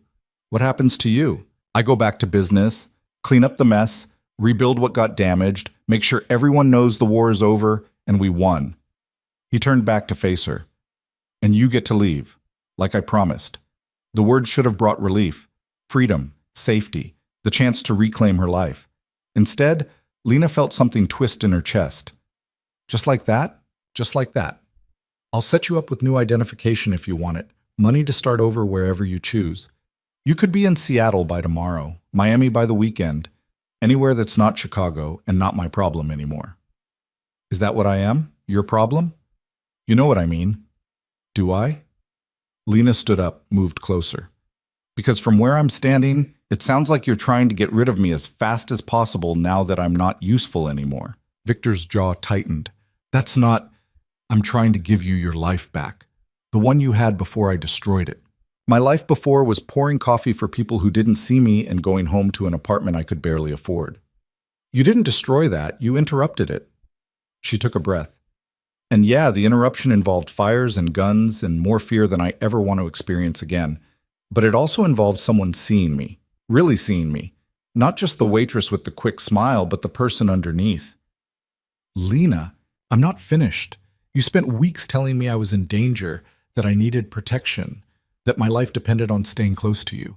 And now that the danger's gone, you're just going to ship me off somewhere and go back to being the feared kingpin? She shook her head. That's not how this works. Then tell me how it works. Because I don't know. Victor's composure cracked, frustration bleeding through. I don't know how to do this. How to be the person I am and also be someone who deserves to have you in his life. Maybe you don't deserve it. Maybe I don't either, but that's not the question. Lena moved closer, closing the distance between them.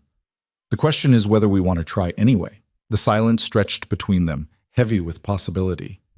Victor reached out, his hand finding hers, and for a moment they just stood there, two people who'd survived hell together, trying to figure out what came after.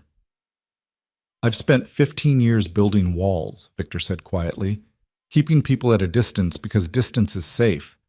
I can't make decisions that get people killed if I don't care about them in the first place. And now I care about you, and that terrifies me more than anything the Volkovs ever did. Lena squeezed his hand. Good. You should be terrified. I'm terrifying. Despite everything, Victor laughed. It was a broken sound, rough with exhaustion and relief, but it was real. What do you want, Lena? Really want, not what you think you should want, not what makes sense. What do you actually want when all of this is over? She thought about it. Really thought about it. Not the reflexive answer about safety and normalcy, but the truth that had been building in her chest for days. I want to paint. Really paint, not just sketch in corners when I have time. I want to create something that matters, that says something about the world and the people in it. Then do it. I'll cover rent on a studio, living expenses, whatever you need. I don't want your money. It's not about wanting it. It's about having the freedom to create without worrying about how you'll eat or where you'll sleep. Victor's grip on her hand tightened. Let me give you that, not because I'm trying to buy you or assuage my guilt, but because I want to see what you create when you're not limited by poverty and fear. And what do you get out of it? The knowledge that something good came from all of this. He paused. And maybe, if you're willing, the chance to be part of your life. Not as a protector or patron, but as someone who wants to know you. The real you, not the version you show to customers at a diner. Lena studied his face, looking for the catch, the angle, the manipulation. But all she saw was vulnerability and hope and fear, wrapped up in the features of a man who killed people for a living, but looked at her art like it was sacred. I'm not going to be easy to know, she said. I'm going to have nightmares about gunfire. I'm going to flinch at shadows. I'm going to look at you sometimes and remember that you're capable of violence I can't even imagine. I know, and I'm going to want you anyway. I already do. Which makes me either incredibly brave or incredibly stupid. Both, Victor said, and he was smiling now, really smiling. Definitely both. So what's the plan? You go back to running Chicago's underworld and I paint in some studio you're renting and we pretend that's a normal relationship? Nothing about this will ever be normal, but maybe normal is overrated. He pulled her closer. You paint. I do what I do, and we figure out how to exist in the same world without either of us losing who we are. That's a terrible plan. You have a better one? Lena thought about it. Thought about the alternative. Taking his money and disappearing, starting over somewhere safe and boring where no one knew her name or her history. Thought about years from now, wondering what would have happened if she'd been brave enough to stay. No, she admitted. I don't have a better plan. Then we try the terrible one and see what happens. Before Lena could respond, Mikhail appeared in the doorway, his timing impeccable as always. Mr. Kane, we have visitors. Victor's entire demeanor shifted, the softness replaced by cold calculation. What kind of visitors?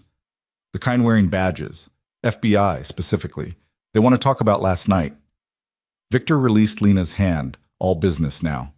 How many? 2 agents. They're waiting downstairs, very polite, very insistent. Give me 5 minutes. Victor turned back to Lena. Stay here. This doesn't concern you. Everything about you concerns me now. Apparently that's what I signed up for. Lena, I'm not arguing, I'm stating fact. Now go talk to your federal agents before they decide to be less polite. Victor looked like he wanted to argue, but Mikhail was already gesturing toward the door. He left, and Lena was alone with her racing thoughts and the realization that choosing to stay meant choosing all of it. The danger, the complications, the federal agents showing up at dawn. She moved to the window, watching the street below. A black sedan was parked at the curb, government issue obvious. Two people in suits stood beside it, waiting with the patience of people who knew they held all the cards. 15 minutes later, Victor was back. His expression was carefully neutral, which Lena had learned meant he was working through something complicated. "What did they want?" she asked, to remind me that they're watching, that last night's violence didn't go unnoticed, even if the official story is gang warfare. He poured himself a drink, even though it was barely 8 in the morning. "They also wanted to offer a deal." "What kind of deal?" "The kind where I provide them with information about other criminal organizations in exchange for a lighter touch on my operations. Become a confidential informant, essentially." Lena's stomach dropped. "What did you tell them?" "That I'd think about it." He took a drink. "Which is code for no, but saying no directly tends to make them more aggressive." "So now you have federal attention on top of everything else." "I've always had federal attention. That's the cost of doing business at my level. The question is whether they're serious about pursuing it or just rattling cages to see what falls out." Victor set the glass down. "But it does complicate things. If they decide to actually build a case, being associated with me becomes more dangerous than it already is." "Are you trying to scare me off?" "I'm trying to be honest about what staying means. It means more than just accepting who I am. It means accepting the consequences of who I am." Lena moved closer, taking the glass from his hand and setting it aside. "I spent my entire life playing it safe, taking the easy path, the smart choice, the option that didn't risk anything. And you know what it got me? A studio apartment in a building that burned down and dreams I was too afraid to chase. So yeah, staying with you is complicated and dangerous and probably stupid, but at least it's not safe. At least it's choosing something instead of just letting life happen to me." Victor pulled her close, and for a moment they just stood there, holding on to each other like anchors in a storm. "I don't know how to do this," he said quietly. "How to be what you need." "Then we'll figure it out together. Make mistakes, fix them, make new ones. That's what people do." Normal people. We already established we're not normal. The weeks that followed were an education in contradictions. Victor went back to running his empire, handling the aftermath of the Volkov collapse with ruthless efficiency. Territory was redistributed, alliances were reinforced, and the message went out that while Victor Kane might have been challenged, he had not been beaten. Lena found a studio space in a warehouse district that was slowly gentrifying, full of artists and musicians and people who asked questions about her work instead of her background. Victor paid the first year's rent in cash, and when she tried to argue, he pointed out that she could spend her energy fighting him about money, or actually creating something. She chose the latter. The paintings came fast once she had space and time and materials that didn't make her feel guilty for using them. Dark pieces, initially, full of shadows and fire and the fear she'd been carrying. But gradually, light started creeping in. Chicago street scenes, yes, but also portraits of people surviving. Mikhail, somehow both threatening and protective in the same frame. Rosie from the diner, tough and warm in equal measure. Victor, captured in a moment when he thought no one was watching, the armor down and something achingly human showing through. They saw each other when they could, which wasn't as often as either of them wanted, but more than Lena had expected. Victor would show up at the studio late at night, carrying food from whatever restaurant he'd been using for a business meeting, and they'd eat among the half-finished canvases, talking about everything and nothing. He told her about the politics of his world, the delicate balance of power and fear that kept it all functioning. She told him about color theory and composition, and the way light changed depending on the time of day. It wasn't normal, it wasn't safe, but it was theirs. 3 months after the Volkovs fell, Sarah cornered Lena at a coffee shop in Lincoln Park. They'd been slowly rebuilding their friendship, carefully navigating around the parts of Lena's life she couldn't explain. "So, are you going to tell me what actually happened?" Sarah asked, stirring sugar into her latte with more force than necessary. "The real story, not the version where you're just staying with a friend who happens to have enough money to set you up in a studio and fund your art career." Lena had been expecting this conversation for weeks. It's complicated. Everything with you is complicated lately. Your building burns down, you disappear for weeks, you come back and suddenly you're a working artist with a mysterious benefactor. I'm not stupid, Lena. I never said you were. Then stop treating me like I can't handle the truth. Sarah set her cup down. I've known you for 8 years. I know when you're hiding something. And I know when you're scared, you're both right now. Lena took a breath. If I tell you, you can't repeat it to anyone, not even people you trust. That's a great way to start a story. I'm serious, Sarah. Something in Lena's voice must have gotten through because Sarah's expression shifted from frustrated to concerned. Okay, I'm listening. So Lena told her. Not everything. Some things were Victor's secrets to share or not share, but enough. The diner, the flirtation, the revelation of who Victor really was, the fire, the violence, the decision to stay instead of run. When she finished, Sarah was staring at her like she'd grown a second head. You're dating a mobster, Sarah said flatly. I'm seeing someone who operates outside conventional legal frameworks, Lena corrected. And yes, I know how that sounds. It sounds insane. It sounds like you've lost your mind and developed Stockholm Syndrome. It's not Stockholm Syndrome if I'm choosing to stay after the danger's gone. Is the danger gone? Because from what you just told me, it sounds like you're one federal investigation away from being a very interesting footnote in someone's RICO case. Lena couldn't argue with that. I know it's not smart. I know it's not what you'd choose for me.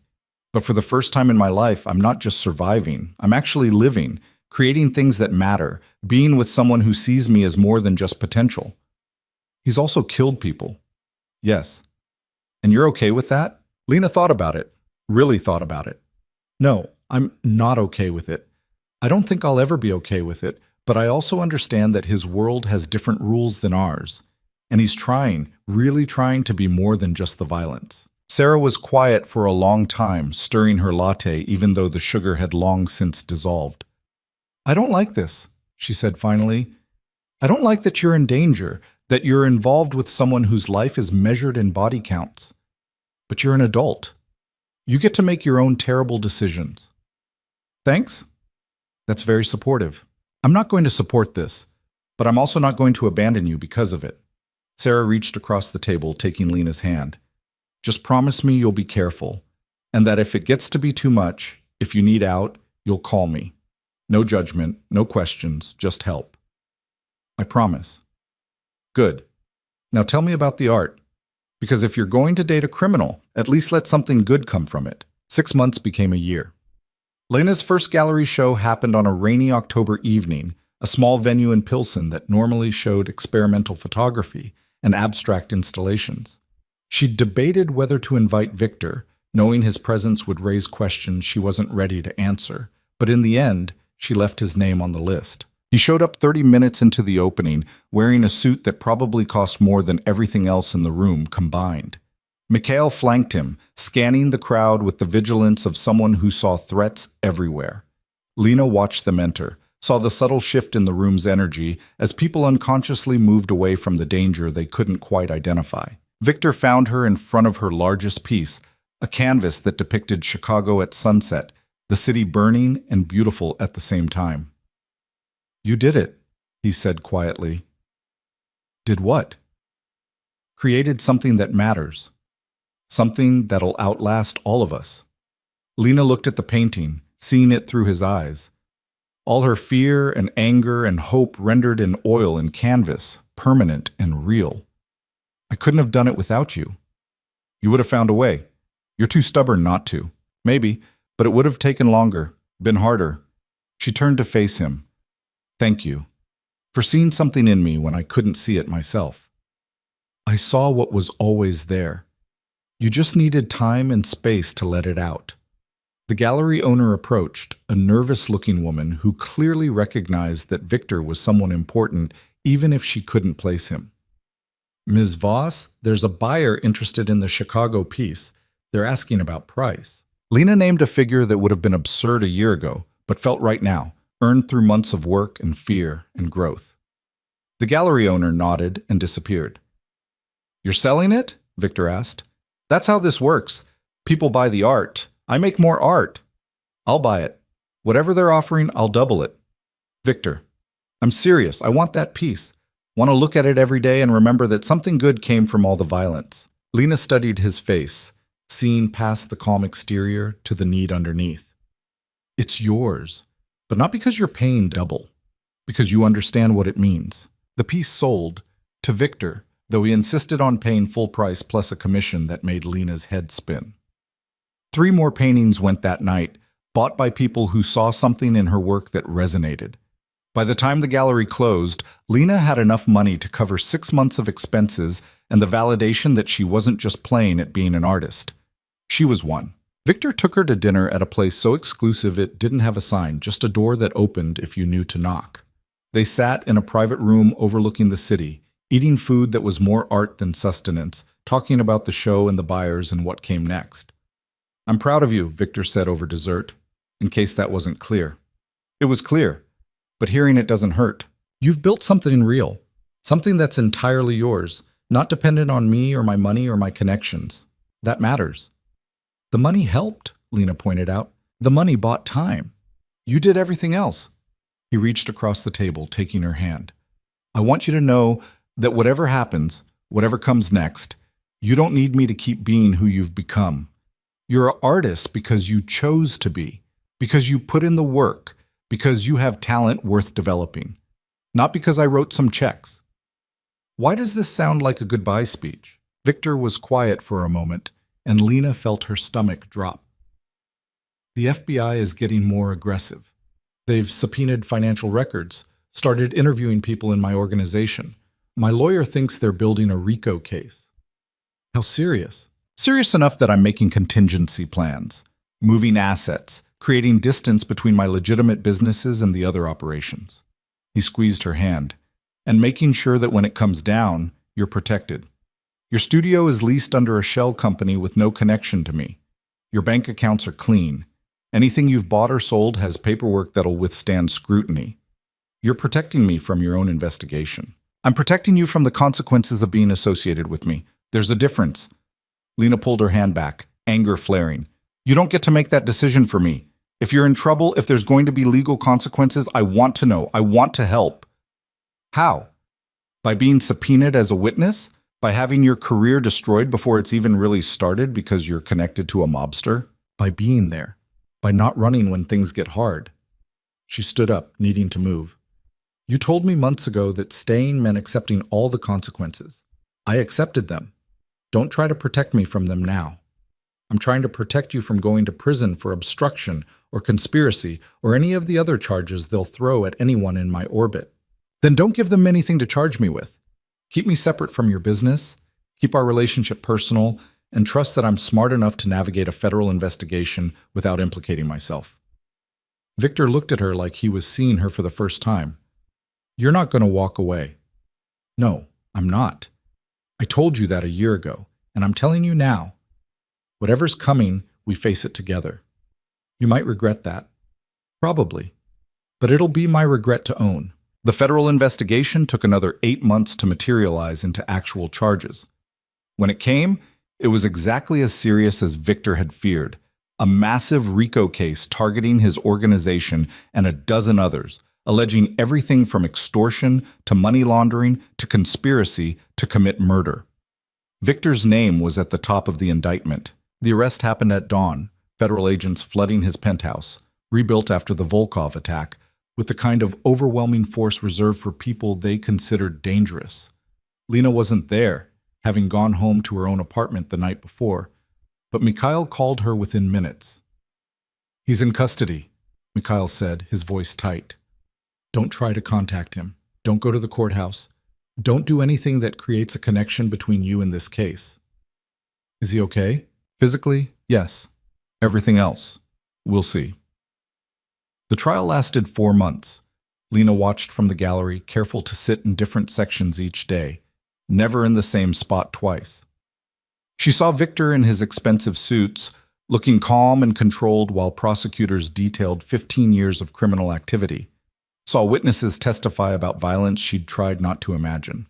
Saw evidence that painted him as exactly the monster he'd always said he was. But she also saw moments where the armor cracked, When they talked about his father's death, the empire he'd inherited too young.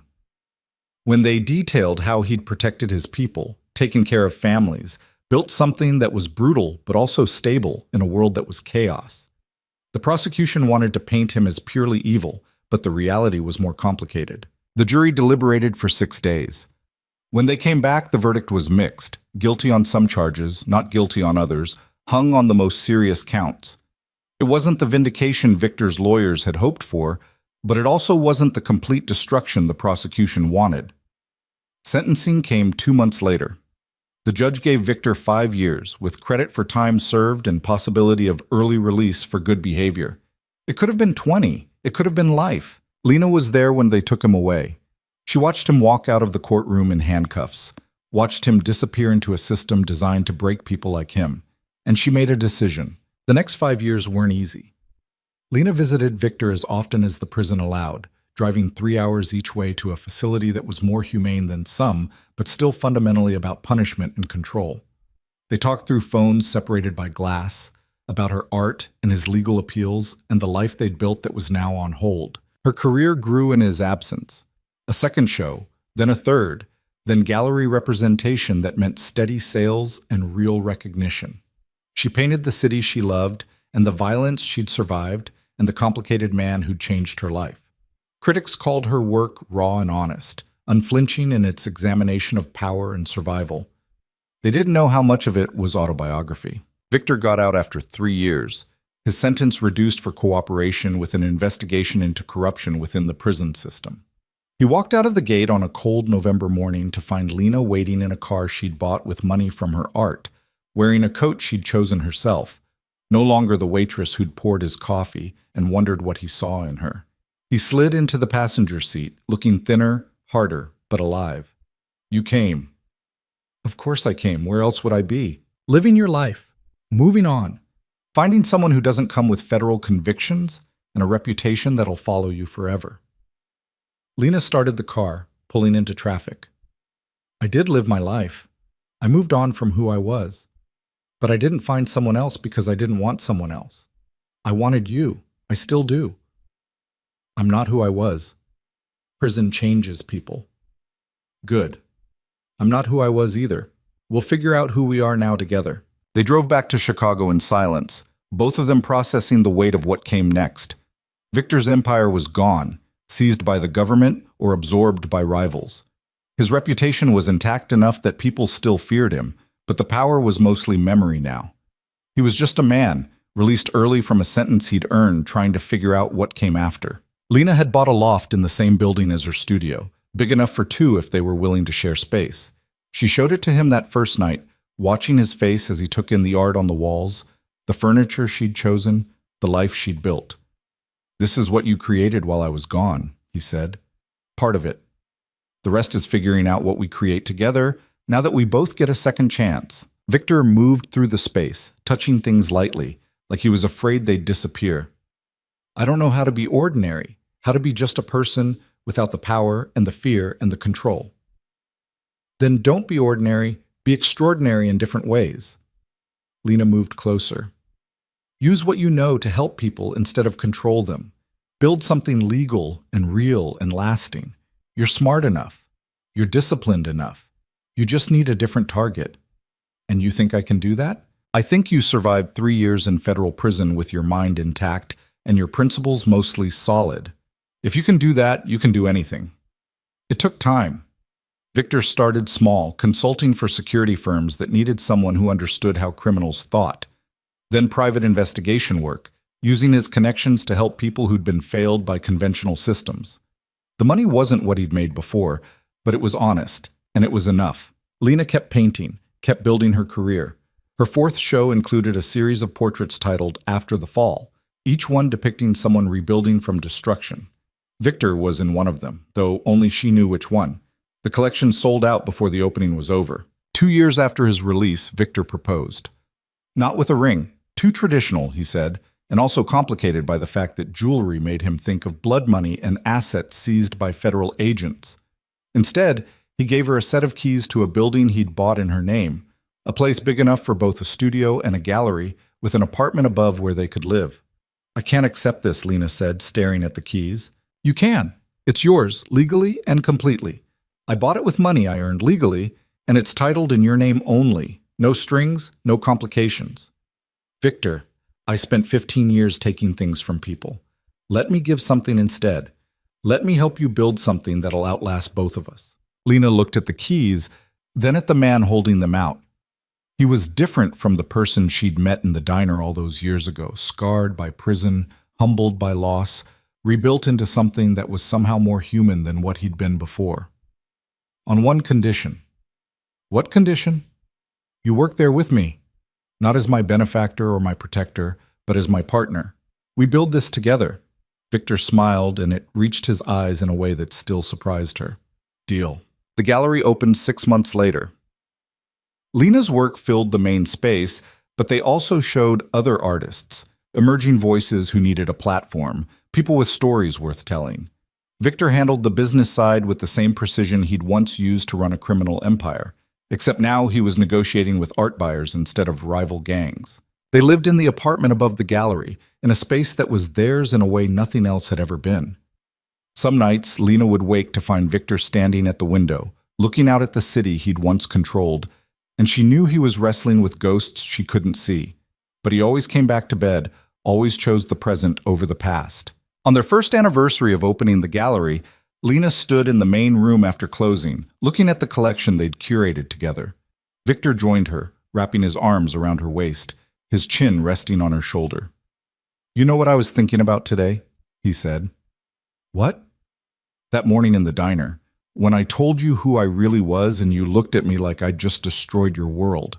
You had destroyed my world. I know, but if I could go back, knowing everything that would happen, the violence, the fear, the prison sentence, all of it, I'd still walk into that diner. I'd still order coffee from the waitress who made terrible jokes about my tie.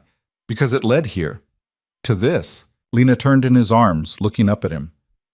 I used to think the worst thing that ever happened to me was my building burning down. Losing everything I owned, being forced into a world I didn't understand. But it wasn't the worst thing. It was the catalyst. The moment that forced me to stop playing it safe and start actually living. Even if living meant danger and federal investigations and watching someone you cared about go to prison, even then. Because the alternative was spending my life wondering what I could have been if I'd been brave enough to try. Victor kissed her, and it still felt like the first time, complicated and real and weighted with everything they'd survived to get here. When they broke apart, he said, I don't deserve you. Probably not, but you're stuck with me anyway. Good. I don't want to imagine a world where I'm not. They locked up the gallery together, climbing the stairs to the apartment that was home in a way nowhere else had ever been. And if sometimes Lena still had nightmares about gunfire, if Victor still woke up thinking he was back in a cell, they had each other to navigate the darkness. They had art and purpose, and a future they were building together from the wreckage of everything they'd been before. Lena Voss had been a waitress who poured coffee and dreamed small dreams. Then she'd become a target, a survivor, a partner to someone the world called a monster. Now she was an artist, a gallery owner, a woman who'd learned that safety was overrated and courage came in forms she'd never expected. Victor Kane had been a criminal, a kingpin, a man defined by fear and violence. Then he'd been an inmate, a convict, someone the system tried to break. Now he was a partner, a consultant, a man learning that power came in forms that had nothing to do with how many people were afraid of you. Together, they were proof that people could change without losing themselves entirely, that love could grow in the spaces between violence and peace, that sometimes the worst thing that ever happened to you was also the thing that saved you from a life half-lived. The city kept spinning around them, indifferent to their story, but they'd carved out a corner of it that was theirs, built from ashes and determination and the stubborn refusal to let their past define their future. It wasn't the life either of them had planned. It was better. And on quiet mornings, when they had coffee together in the gallery before opening, Lena would sometimes catch Victor looking at her the way he had in the diner all those years ago, like she was the only real thing in a world of illusions. Except now she looked back the same way, because she'd learned that real things were worth fighting for, even when the fight cost more than you'd ever imagined paying. They'd survived the fire, the war, the federal investigation, and the long separation. They'd survive whatever came next, too. Together. That was the only truth that mattered.